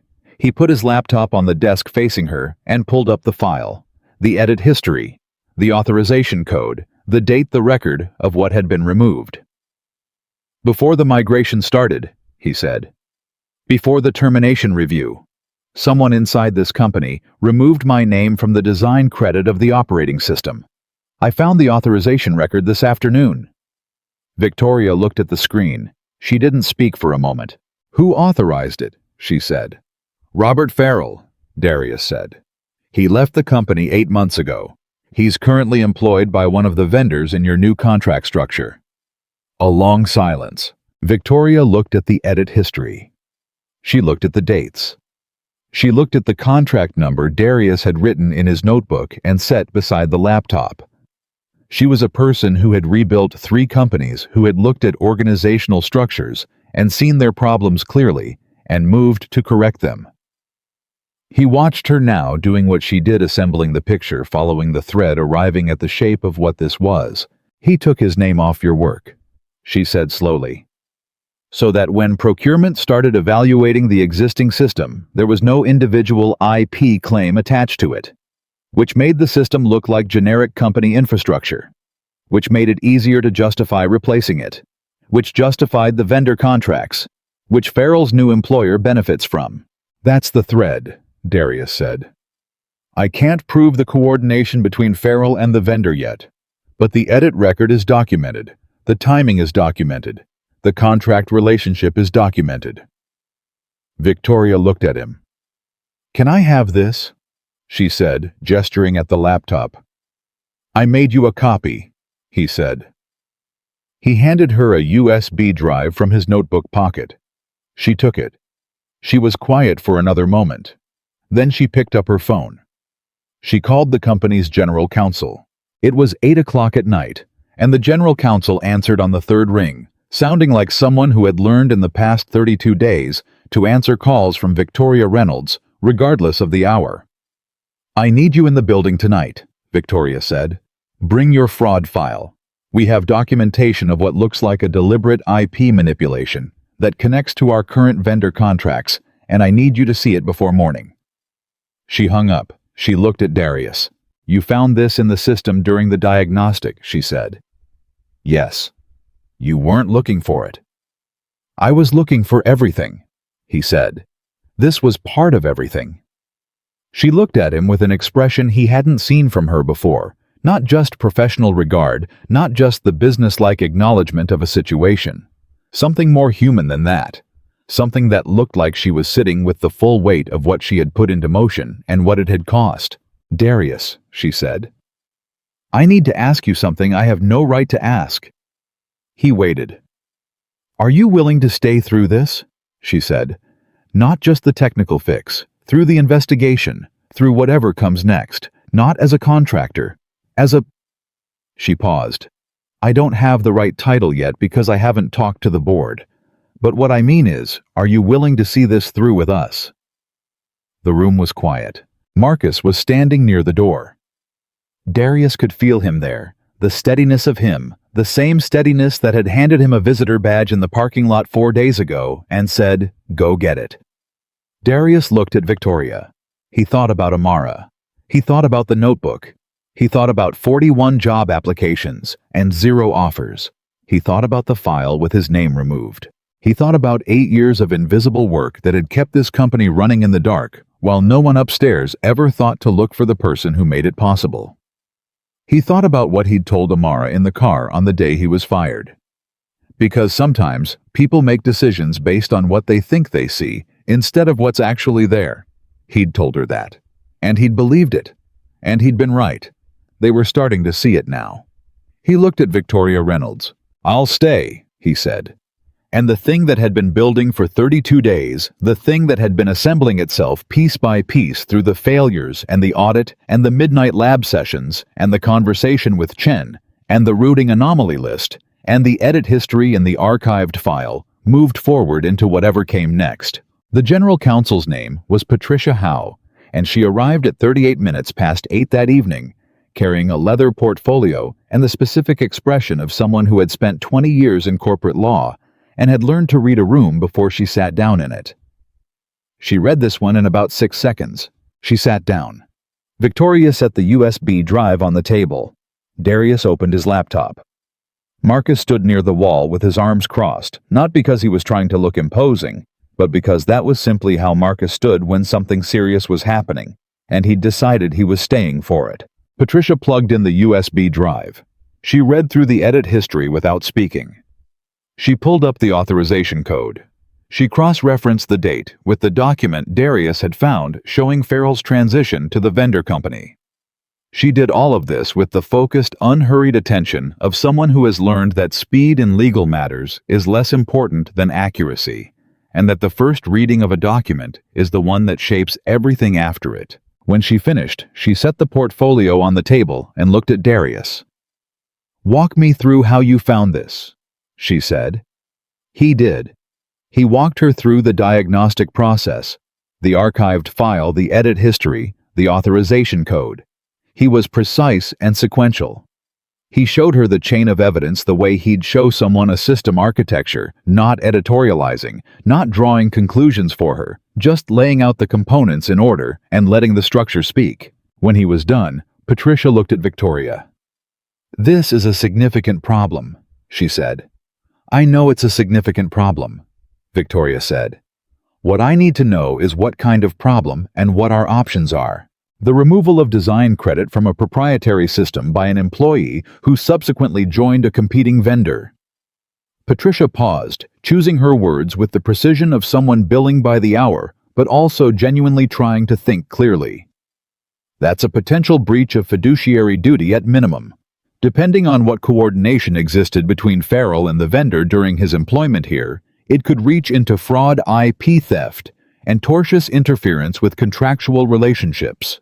And the vendor contracts currently active," Victoria said, "need to be suspended pending investigation," Patricia said flatly. "Tonight if possible.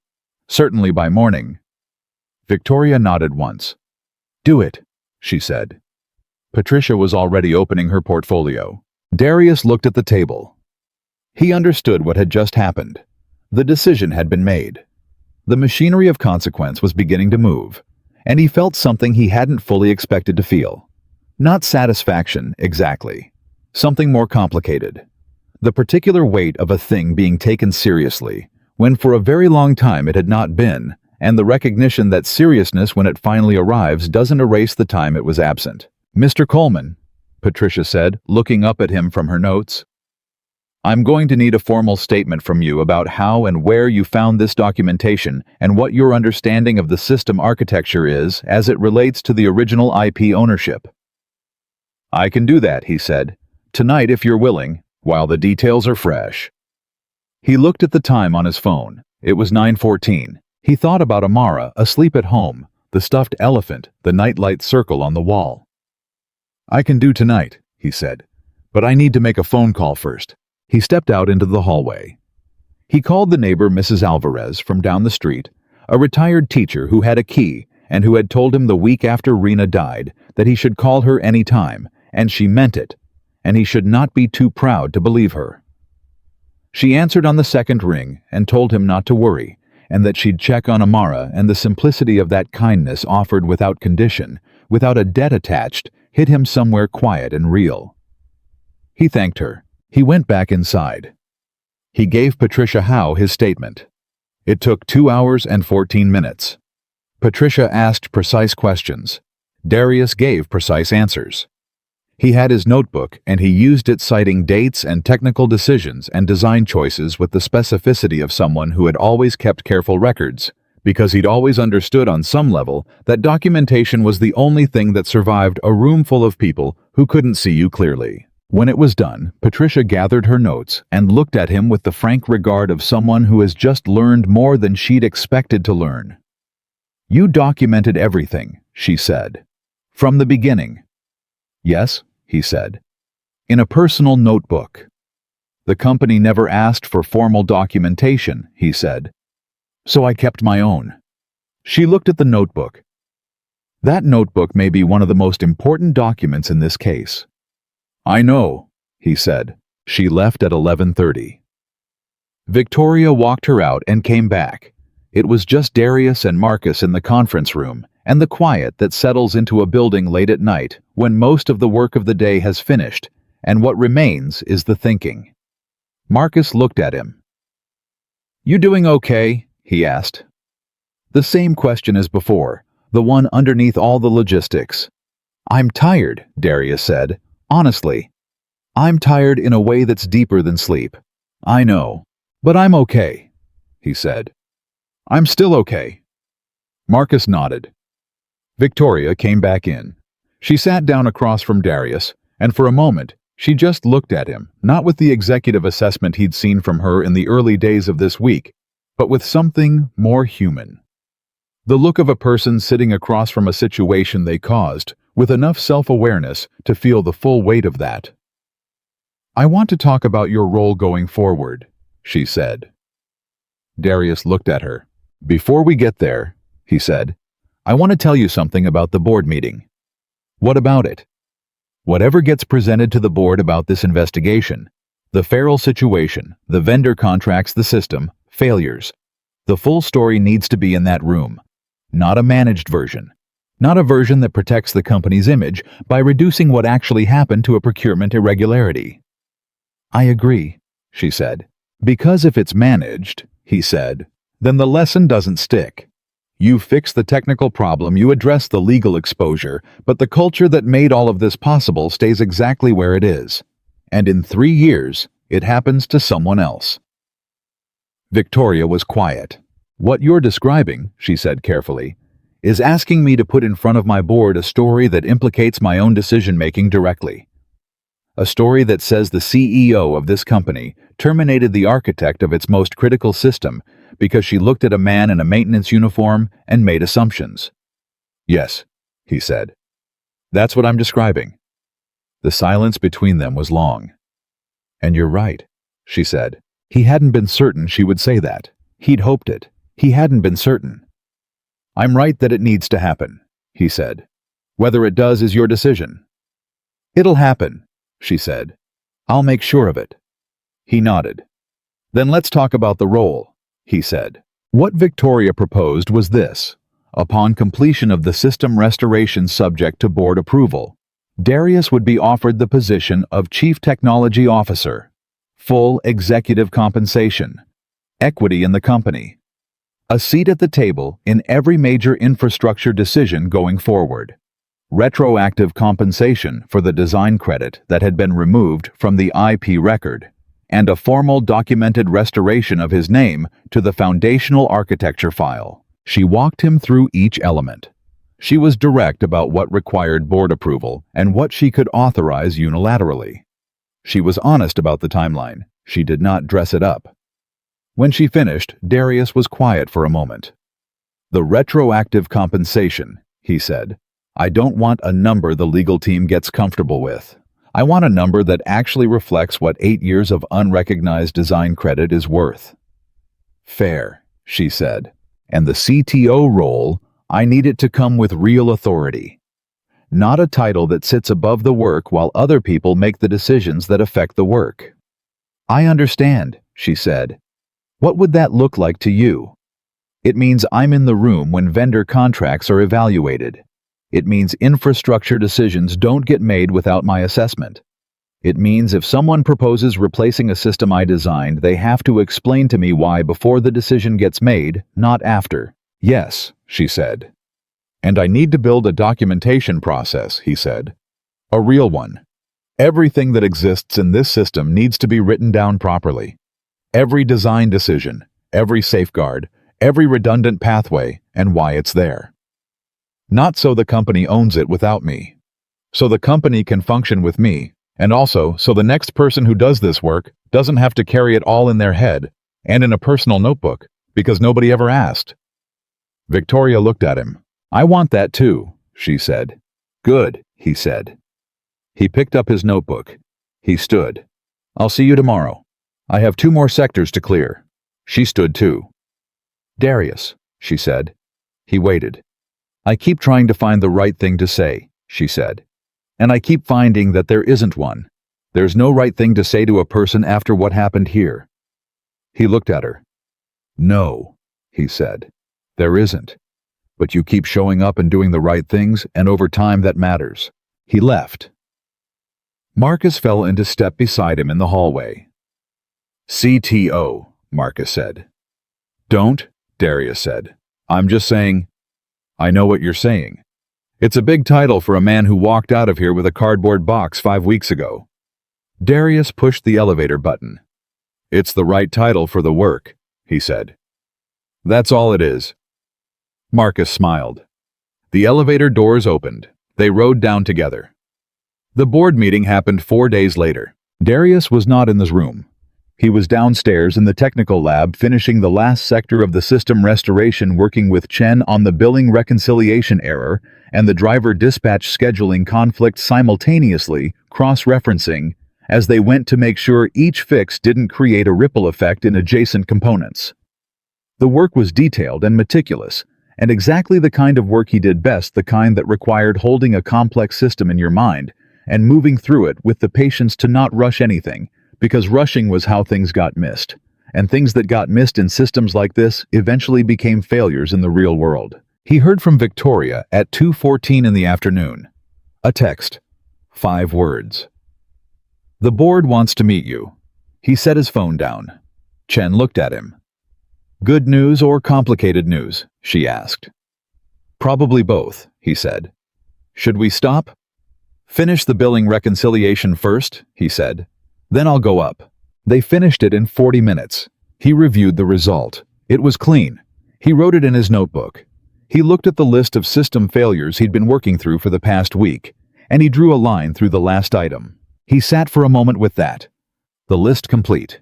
Every sector restored.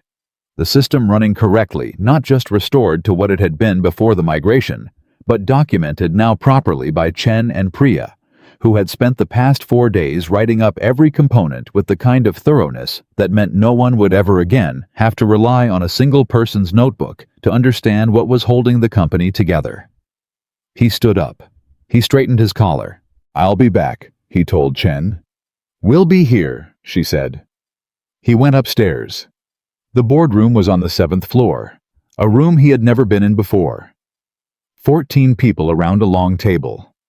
Men and women who ran the company's major divisions, who sat on its committees, who, had he understood now, received Victoria's 12-page memo and spent 4 days reading it and asking questions about it before today. Victoria was at the head of the table. She introduced him.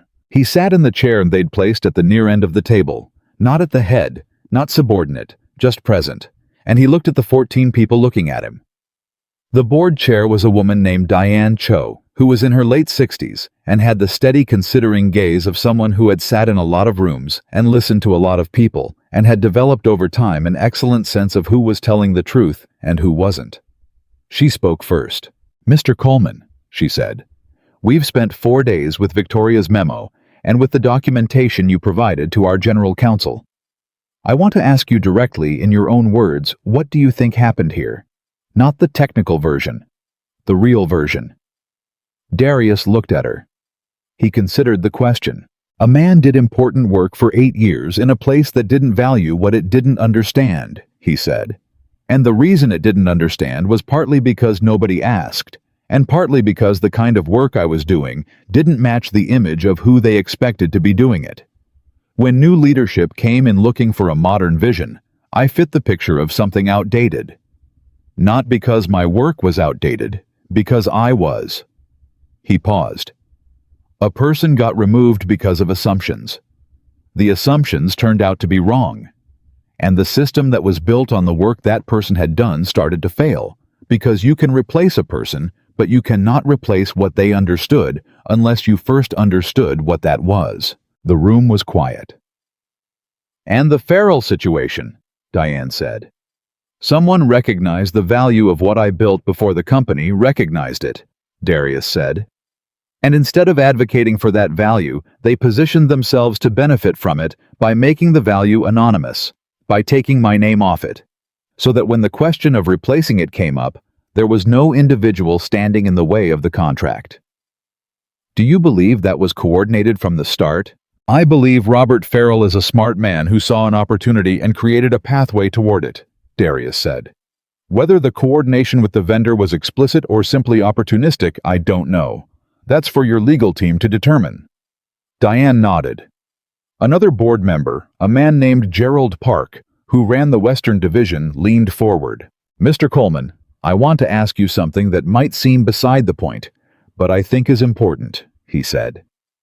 In 8 years of doing this work, knowing what you knew about the system and what it represented, why didn't you ever formally protect your IP file patents, establish documentation, create a legal record of your authorship? Darius looked at him. Because I was an employee, he said.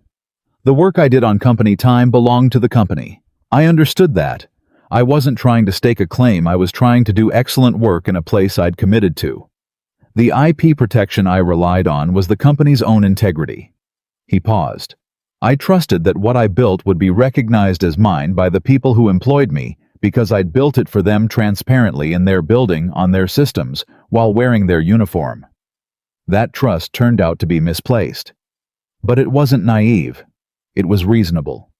Companies are supposed to know what their employees build. Gerald sat back. A woman named Susan Torres, who headed the company's talent and culture division, spoke next. Mr. Coleman, she said, Victoria's memo makes specific recommendations about structural changes to how the company identifies and values talent internally. Do you have views on what those changes should look like in practice? Yes, he said. She waited. Start by asking people what they do, he said. Not what their title is, not what division they're in. Ask them what they actually do, and then listen to the answer. You'd be surprised how much you find when you ask people to show you their work rather than their resume. He looked around the table. I'm not unique. There are people in this building right now who are holding things together that nobody upstairs understands. Some of them have been here longer than I have. Some of them will leave before you ever know what you had. The difference between finding them and losing them is whether you ever take the time to look. The room was very quiet. Diane Cho looked at him for a long moment. We'd like to offer you the position of Chief Technology Officer, she said. Victoria has briefed us on the terms she discussed with you. The board supports them unanimously. He had known this was likely. He'd thought about it in the lab this morning while he was finishing the billing reconciliation, the same way he thought through system problems running the scenario forward, checking the logic, considering what it meant and what it required and what it made possible.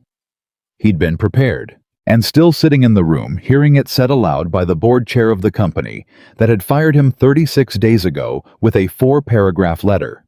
Something moved in him that he hadn't fully anticipated. Not pride exactly. Something older and quieter than pride.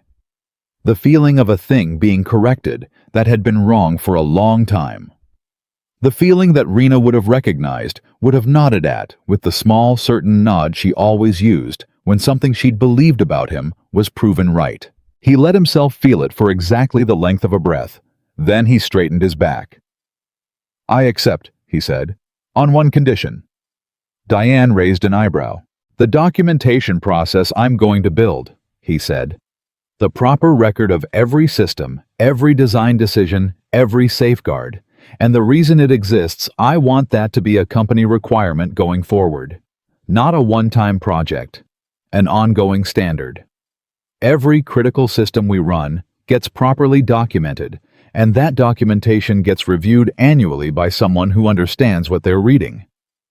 Done, Diane said. And I want Chen on my team, he said. Permanently. She's the best technical mind I've worked with in years, and she's been underutilized. Done, Diane said again, with the decisiveness of someone who recognizes a practical request and has no reason to argue with it. Darius nodded. Then we're agreed, he said. He looked around the table once more at these 14 people who represented the company's direction, who had read the memo and asked the questions, and arrived finally at this. He didn't feel above them. He didn't feel below them. He felt what he'd always felt when a system came together correctly, the particular grounded satisfaction of things functioning the way they were designed to. I'd like to get back to the lab, he said. I want to do one final review of the Pacific Northwest cluster before I close out the restoration. Diane almost smiled. Of course, she said. He stood, picked up his notebook, and walked out of the boardroom. In the elevator going down, he did something he hadn't done since the morning he'd packed his cardboard box. He stopped moving. He stopped thinking about what came next. He just stood in the elevator and let himself be exactly where he was in the body he was in, carrying the history he carried, having said what he'd said, and been heard the way he'd been heard. The elevator reached the second floor. The doors opened. He walked back into the technical lab. Chen looked up from her screen. Well, she said. You're on my team, he said. Permanently. I hope that's okay. She looked at him. More than okay, she said. He sat down. He opened his notebook. He started his final review. That evening, when Darius pulled into his driveway at 6:45 and walked through the front door, Amara was at the kitchen table doing homework. She looked up. She took one look at his face, and she knew. Not the details, just the shape of it.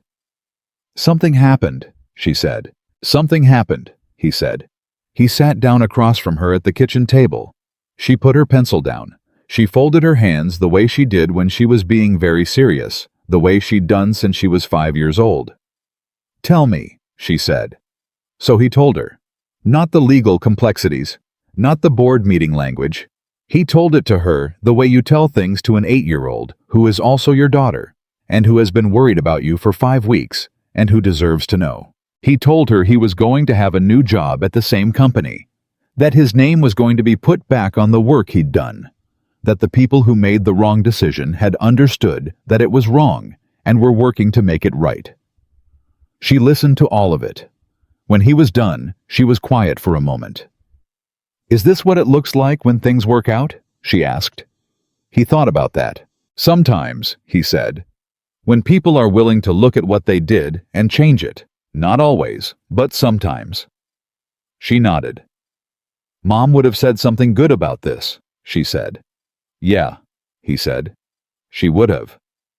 What would she have said? He thought. She would have said, see, truth has a way of finding its moment. And then she would have made us do something ordinary to bring us back down to earth. Like ask what we were having for dinner. Amara looked at him. What are we having for dinner? She said. He laughed. A real one from somewhere deep and unguarded, the kind he hadn't had in a while. Whatever you want, he said. Tacos, she said immediately.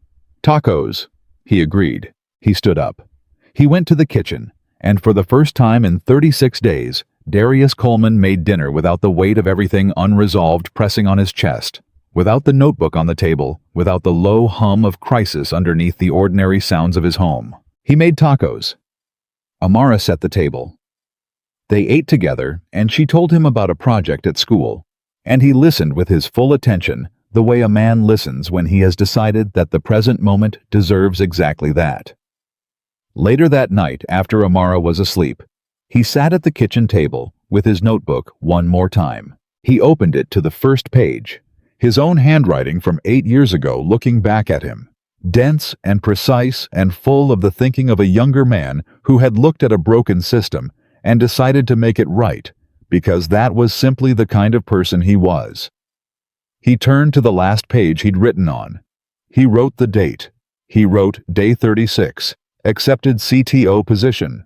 Board approved retroactive credit restoration. Chen on team. Documentation process approved as company standard. He paused. Then he wrote one more line. Amara had tacos. She saved one for Kezia. He closed the notebook. He set it on the table. He turned off the kitchen light. And the man who had walked out of that building 36 days ago with a cardboard box and a coffee mug with painted stars and 8 years of invisible work inside a personal notebook walked down the hall to his room and slept. 3 months after the night he made tacos and wrote in his notebook and slept without the weight of crisis pressing on his chest. Darius Coleman walked into Apex Horizon Logistics through the main entrance at 7:50 in the morning and took the elevator to the 6th floor. Not the 2nd floor where the technical lab was. Not the lower maintenance division where he'd spent 8 years in a uniform people looked through. The 6th floor where his office was. Where his name was on the door. Where his assistant, a sharp organized man named Theo, who had previously been underutilized in the scheduling department and who Darius had specifically requested after watching him work for 2 weeks, was already at his desk with a coffee and a morning briefing summary when Darius arrived. "Morning," Theo said. "Morning," Darius said. "How's the Henderson account?" "Quarterly review call at 10. They want Chen on the line." "She'll be there," Darius said. "What else?" "Patricia Howe's office called. The Farrell case has a development. She wants 30 minutes with you before end of day." 3 o'clock? Darius said. "Done. And Marcus Webb sent you something." Darius stopped at his office door. "Sent me what?" Theo smiled slightly. "A box of donuts, with a note that says, and I quote, 'Fridays are your responsibility now, Chief.'" Darius looked at Theo for a moment. Then he laughed the same real, unguarded laugh that had come out of him the night of the tacos, the one that came from somewhere deep. "Tell him I accept the terms," Darius said. He went into his office and sat down. The view from the 6th floor was different from the view from the basement. He'd thought about that in his first week, the simple physical fact of it, how much of a place you can see, depends entirely on where they let you stand.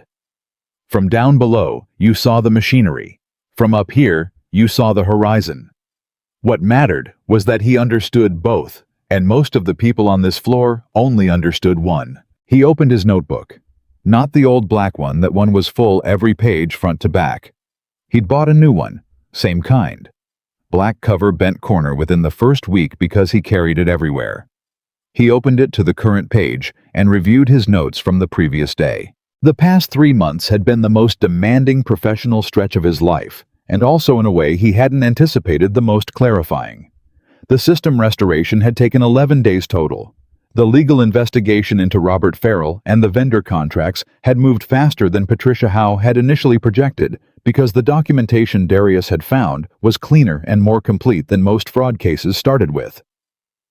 The vendor contracts had been suspended, renegotiated, and in 2 cases, terminated. Farrell himself was facing civil litigation that his former employer had declined to fund, which was its own kind of consequence. The board had moved on Victoria's 12-page memo with a speed that surprised even her. 2 executive committees had been restructured. A new internal talent review process had been established. A real one, not a checkbox exercise with Darius and Susan Torres co-chairing it. And the documentation project which Darius had described to the board as a company standard, and which he'd meant seriously when he said it was now 3 months into a comprehensive effort that Chen was leading supported by a team of 4 engineers she'd selected herself. None of it had been simple. None of it had been fast enough to undo what had been done. And Darius had not pretended otherwise in any of the conversations where he'd been asked to assess progress. But it was real, and real mattered. He was reviewing his notes when Chen knocked on the open office door. "You have a minute," she said. "Come in." She sat across from him. She had a laptop open and she turned it to face him. "Documentation project status," she said.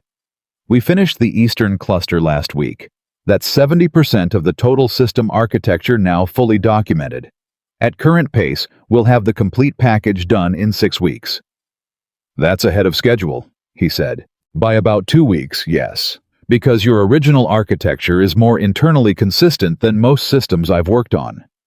Once we understood the logic in one sector, the logic in adjacent sectors followed similar patterns. It made the work faster. He looked at the screen, at the clean, thorough documentation that Chen's team had built every component named and explained every design decision, recorded with its rationale, every safeguard annotated with the specific scenario it was built to address. The kind of documentation that meant no single person's departure would ever again leave a company holding a system they couldn't understand. Good work, he said. There's something else, Chen said. Something in her tone made him look up. What? One of the engineers on my documentation team, a kid named Reyes. He's been here about 2 years, mostly doing maintenance work in the Western Division. She paused. When we got into the billing reconciliation architecture, he started asking questions that I wasn't expecting from someone at his level. Specific questions. About the adaptive logic about why certain verification cycles were timed the way they were. Darius looked at her. I asked him about his background, Chen continued. He has a degree in systems engineering. He's been in the Western Division maintenance team for 2 years because that's the position he was placed in when he was hired, and nobody's ever looked at what he can actually do. The room was quiet for a moment. Darius set down his pen. Put him on the documentation team full-time, he said, and schedule time for me to sit down with him this week. Chen nodded. I thought you'd say that, she said. Is that all? That's all for now. She stood. She was almost at the door when she stopped and turned back. Darius? Yeah. I've been thinking about something you said in the lab that first week. About how you tried to document things early on, sent proposals to management, asked for meetings, and what you got back was verbal appreciation, and nothing changed. I remember, he said. I want to make sure what we're building now is actually different from that, she said. Not just different in how it starts, different in whether it holds. He looked at her steadily.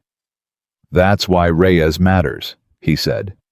Not just because he's talented, because finding him and doing something real about it is the proof of whether this is different. Every time we find someone like that and we act, not appreciate act, that's a brick in the wall of something actually changing. Chen held his gaze for a moment. Okay, she said. Go find more of them, he said. She left. He turned back to his notebook. The Henderson call at 10 went well. Better than well, actually. The account manager from Henderson Pharmaceuticals, a man named David Park, who had been professionally furious through most of the fall, arrived on the call, with the particular posture of someone who has come prepared to stay angry and discovered partway through that the situation has genuinely changed. Darius walked him through the rebuilt sub-protocol, the documentation, the monitoring systems now in place. Chen demonstrated the verification cycle live. Priya walked through the audit findings and what had been corrected. By the end of the call, David Park was quiet for a moment. Then he said, I want to be honest with you, Mr. Coleman. We were very close to walking. I know, Darius said. What kept us at the table was the technical evidence. The rebuild was exactly what a system like ours needs. But what I want to know is whether the human side of what went wrong is actually being addressed, or whether you're just managing the optics. Darius looked at the camera. I'll tell you what I told the board, he said. The technical failure was a symptom. The real problem was a culture that didn't know the value of what it had until it was gone. We're not done fixing that. We won't be done for a while. What I can tell you is that the people who are doing the fixing are serious about it in ways that go beyond managing optics, because some of us lived the consequences of the culture that needed to change. David Park looked at him through the screen. All right, he said. We'll stay. After the call ended, Chen exhaled. That was close, she said. It was always going to be close, Darius said. Close is what honest looks like. If it had been easy, I'd have been more worried. She looked at him. You're a strange person to work for, you know that. Is that a complaint? It's an observation, she said. A positive one. Positive. The 3 o'clock with Patricia Howe was the kind of meeting Darius had learned to prepare himself for by expecting nothing specific and being ready for anything. Patricia operated on facts and implications, and the facts in the Farrell case had been developing in directions that were sometimes surprising and sometimes entirely predictable, depending on which thread you were pulling. Today's development was one of the more predictable ones. Farrell's attorneys reached out this morning, Patricia said. She sat across from Darius in his office with her portfolio open, her pen ready. They're indicating he's willing to settle. He wants to avoid discovery. Of course he does, Darius said. The settlement offer covers civil damages and includes an admission of unauthorized modification of internal IP records. It does not include any admission of coordination with the vendor, because proving the vendor coordination would require discovery, Darius said. Correct. And discovery is the last thing he wants. Darius looked at the table. What's Victoria's position? He asked. She wants to know yours first, Patricia said. He thought about it. He thought about it the way he thought through system problems, not with emotion first, but with logic mapping the structure, identifying what each path produced. A settlement meant closure. It meant Farrell admitted in a legally documented record that he had altered the IP file without authorization. It meant Darius's name was formally and legally restored to the design credit in a context that could not be revised or questioned. It meant the company recovered damages without the cost and exposure of a trial. What it didn't mean was full accountability for everything Farrell had done. It didn't mean the vendor relationship got fully examined in open court. It didn't mean every thread got pulled. He sat with that. Accept the settlement, he said. Patricia raised an eyebrow slightly. You're sure? I'm sure, he said. Here's why. The most important thing the settlement gives us is the documented admission that the IP record was altered without authorization. That's in the legal record permanently. My name is restored permanently. The rest, the vendor coordination. The full extent of what he planned. I'm not going to get a cleaner answer in court than I can get from the record we already have. He paused. And I don't need the full story in a courtroom to know what the full story is. I lived it. The legal record confirms what I already knew. That's enough. Patricia looked at him. Most people in your position would want to see him fully exposed, she said. Not judgment, just observation. Most people in my position spend a lot of energy wanting things that keep them looking backward, Darius said. I have more important things to build. Patricia nodded slowly. I'll communicate the acceptance, she said. After she left, Darius sat in his office for a while in the quiet of the late afternoon. The building moved around him in its ordinary way, phones, footsteps, the low hum of a company doing its daily work. He could feel the system behind the walls the way he'd always felt it. The routing decisions being made, the freight moving, the thousands of small automated choices flowing through the architecture he'd built, documented now understood, now held by more than one person's memory and one black notebook. He thought about the first morning, the white envelope, the 4 paragraphs, the yellow stars on the mug. He thought about 41 applications and 6 interviews and 0 offers. He thought about the interviewer who'd asked for credentials while sitting across from someone who'd built a system moving $4 billion of freight a year. He thought about Amara in the rearview mirror saying, "Are we going to be okay?" and him saying yes while the path was still unclear. He picked up his phone and called Marcus. Marcus answered on the first ring. "I got your donuts," Darius said. "Good. That's your job now." "I accepted the terms." "I know. Theo called me." Darius smiled. "You and Theo are talking. Theo's a good kid. I'm mentoring him." "You're not mentoring him, Marcus.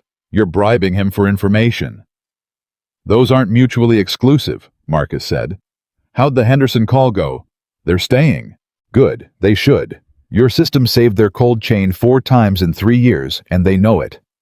"They know it now," Darius said. A pause. "D," Marcus said. Yeah. How are you?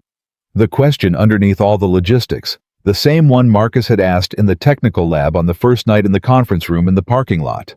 The one that meant something different from all the professional questions, the one that was just you. How are you? Darius leaned back in his chair. I'm good, he said. And he meant it with a specificity he hadn't been able to claim in a long time. Not I'm managing or I'm okay given everything. Just good. I'm genuinely good, Marcus. Yeah. A beat. Rena would be insufferable about this, Marcus said. You know that, right? She would never let you hear the end of it. Darius laughed. She would be right about all of it in the most annoying possible way, he said. That was her gift, Marcus said. It was, Darius said. They talked for a few more minutes about nothing in particular. Marcus's daughter's college applications, a driver in the Eastern Cluster, who Marcus thought deserved a promotion, and wanted Darius to know about the question of whether the break room coffee machine on the 4th floor had been deliberately broken or just neglected. The ordinary conversation of two people who have known each other long enough to not need every exchange to carry weight. When they hung up, Darius sat for a moment. Then he packed his notebook, put on his jacket, and went home to his daughter. The company award ceremony happened on a Thursday evening in the second week of December, 6 months after the morning Darius had packed his cardboard box and walked out of the building into a parking lot where nobody stopped him and nobody thanked him. It was not a large event. Victoria had specifically decided against making it large, which Darius had appreciated when she'd called to tell him. No auditorium, no several hundred-person audience, no production. A conference room. The board, the senior leadership team, a selected group of employees from across the company's divisions, and their families if they wanted to bring them. Darius brought Amara. She wore a dress she had selected herself, navy blue with small white stars on the collar, and she carried herself through the room with the particular combination of shyness and confidence that was entirely her own. Shaking hands when she was introduced and listening carefully when adults spoke to her and occasionally asking questions that made those adults briefly recalibrate. Marcus was there with his wife. Chen was there. Priya. Theo. The engineer named Reyes, who Darius had sat down with twice in the past month, and who had turned out to be exactly what Chen had said. He was a person of genuine technical depth who had been waiting for someone to look at what he actually did instead of where he sat in the org chart. Patricia Howe was there. Diane Cho, the board chair. Susan Torres from Talent and Culture, who had spent the past 3 months working alongside Darius on the internal review process, and who had told him 2 weeks ago, in a moment of honesty over a working lunch, that she hadn't understood the full scope of what the company had been doing and not doing until she started looking at it through the lens he'd described to the board. The ceremony itself was brief. Victoria spoke for about 12 minutes. She did not manage the story. She told it plainly, the decision she'd made, what it had cost, what it had revealed, and what the company was doing because of what it had revealed. She did not make herself the hero of the corrected mistake. She made the correction itself, the story which was more honest and more useful than the alternative. Then she introduced Darius. He stood up. He looked around the room at the people he'd worked with, at the people he'd fixed things with, at Marcus, who was trying very hard to look like he wasn't emotional, and completely failing at Amara, sitting in the front row in her navy dress, with the white stars watching her father, with the steady, clear-eyed attention she brought to everything she cared about. He said, I'm going to keep this short, because I think long speeches at these things mostly serve the person giving them. A few laughs. What happened here was wrong. The correction of what was wrong is not a cause for celebration on its own. It's just the return to a baseline that should have existed from the beginning. What is worth marking is what comes after. The documentation project. The talent review process. Reyes. He looked at the young engineer who sat up straighter. The dozen other people we've already found in the past 3 months who were doing important work in invisible places and who are now being seen and compensated and challenged appropriately. That's the work. That's what this is actually about. He paused. I spent 8 years in this building doing my best work in a place where most people looked past me. I want to be clear about something. I was not diminished by that. My work was not less good because it was unseen. The system I built worked because it was built well, and it worked regardless of whether anyone upstairs understood it or acknowledged it. He looked around the room. What I want every person in this building to take from what happened here is this: the work is the thing. Do the work with excellence. Keep records. Know your own value. And if you're in a position of authority. He looked at Victoria, not with accusation, but with the directness he'd brought to every conversation they'd had. Look, actually look at what's in front of you, not what fits the picture you already have, what's actually there. The room was quiet. That's all I have, he said. Thank you. He sat down. Amara leaned over and put her hand on his arm. That was good, Dad, she whispered. Yeah, he said quietly. Mom would have said the same thing, she said, just louder and with more words.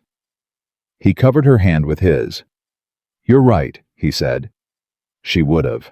After the formal part of the evening was over, and the room had loosened into conversation, and the kind of easy movement that happens when people who have been through something together find themselves in the same space, without the crisis present, Diane Cho found her way to Darius near the window. She was a measured woman, not cold, but precise, the kind of person who chose her moments. This felt like a chosen moment. Mr. Coleman, she said. Diane, he said. They'd moved to first names about 6 weeks, and somewhere between the third board meeting and a 2-hour conversation about the talent review process structure. I want to tell you something that didn't belong in the formal remarks, she said. He waited. I've been on boards for 23 years, she said. I've seen a lot of things done wrong, and I've seen a lot of corrections. Most corrections are about managing consequences, protecting the company, minimizing exposure. She looked at him directly. What you pushed for here, the full accounting, the honest memo, the structural changes, the documentation as a permanent standard that's not consequence management. That's actually different. And I want you to know that I understand the difference. And I understand that it happened because you insisted on it. Darius looked at her. It happened because Victoria was willing to hear it, he said. She was willing because of how you presented it, Diane said. Both things are true, but the second one doesn't happen without the first. He nodded. What I want to ask you, she said, is whether you're planning to stay. He looked at her. You've been approached, she said. It wasn't a question. I imagine more than once in the past month. Your situation has a profile now. People know what you built and what happened and what you did about it. He had been approached. Twice, in fact, once by a logistics competitor and once by a technology company that had read about the Farrell case in a trade publication and connected it to the system architecture that had become something of a case study in conversations about corporate IP attribution. He'd declined both. I'm staying, he said. Can I ask why? He thought about it. Because the work here isn't done, he said. And because... He paused. He looked across the room at Reyes, who was in conversation with Chen and laughing at something she'd said, the easy laugh of a person who has recently been placed in an environment where they can breathe. Because the most important thing I can do right now isn't build a new system somewhere else. It's make sure that what we're building here actually holds. The documentation, the review process, the culture. He paused. Leaving now would be walking out while the concrete is still wet. And I've seen what happens to things that don't cure properly. Diane smiled. It was the first time he'd seen a full, unguarded smile from her. Good, she said simply. She moved on to another conversation. Darius stood at the window for a moment. He found Marcus at the edge of the room near the end of the evening, when most people had said their goodbyes and the event had thinned to the last handful of conversations. Marcus was holding a cup of coffee and looking at the room with the expression of a man who is watching something he's been part of for a long time reach a point he wasn't sure he'd see. You okay? Darius said. I'm great, Marcus said. I've been great since the day you walked back into this building with your notebook. Darius stood beside him. You know, Marcus said, I was the one who told you to go get it, in the parking lot. I remember. I said it like it was a simple thing. It was the right thing to say. I didn't know. Marcus shook his head slightly. I mean, I knew you were good. I've always known you were good. But I didn't know the full scope of what you were going to find when you got in there. The feral thing. The monitoring protocol. All of it. I didn't know how deep it went. Neither did I, Darius said. Not entirely. But you went in anyway. Yeah. Marcus looked at him. That's the thing about you, he said. You've always gone in anyway. Quiet. No announcement. Just in. Doing the work. Even when nobody was watching. Even when you had every reason to do less and nobody would have known. Darius looked at his coffee. Reyna taught me that, he said. Do the work like it matters because it does, whether or not someone's keeping score. She was smart, Marcus said. She was the smartest person I knew, Darius said. Until Amara started asking questions. Marcus laughed. They stood together in comfortable silence for a moment. Two men who had worked side by side in a building that undervalued them both, in a friendship built in the unremarkable hours of ordinary work, watching a room full of people who were slowly and imperfectly but genuinely beginning to see the things they'd spent years looking past. On the drive home, Amara fell asleep in the back seat. Darius drove in the quiet, the way he had on so many nights. Over the past 6 months, the city lights and the late traffic, and his own thoughts settling into the space the day left behind. He thought about the morning of the termination, the white envelope and the 4 paragraphs, and the coffee mug with the yellow stars, and the notebook under his arm. He thought about walking through the atrium that day, and stopping in the center and turning around and looking at the building. He'd stood there for a long time. He'd known even then that what he was looking at was something he'd built. Every system running behind those walls, every routing decision flowing through the infrastructure, every safeguard holding against failures that would never announce themselves because they were being prevented. That was him. His thinking. His work. 8 years of caring about something enough to do it right, even when nobody was watching, and nobody would have known the difference if he hadn't. They couldn't take that from him by putting him on a termination list. They couldn't erase it by removing his name from a file. It was in the walls. It was in the structure.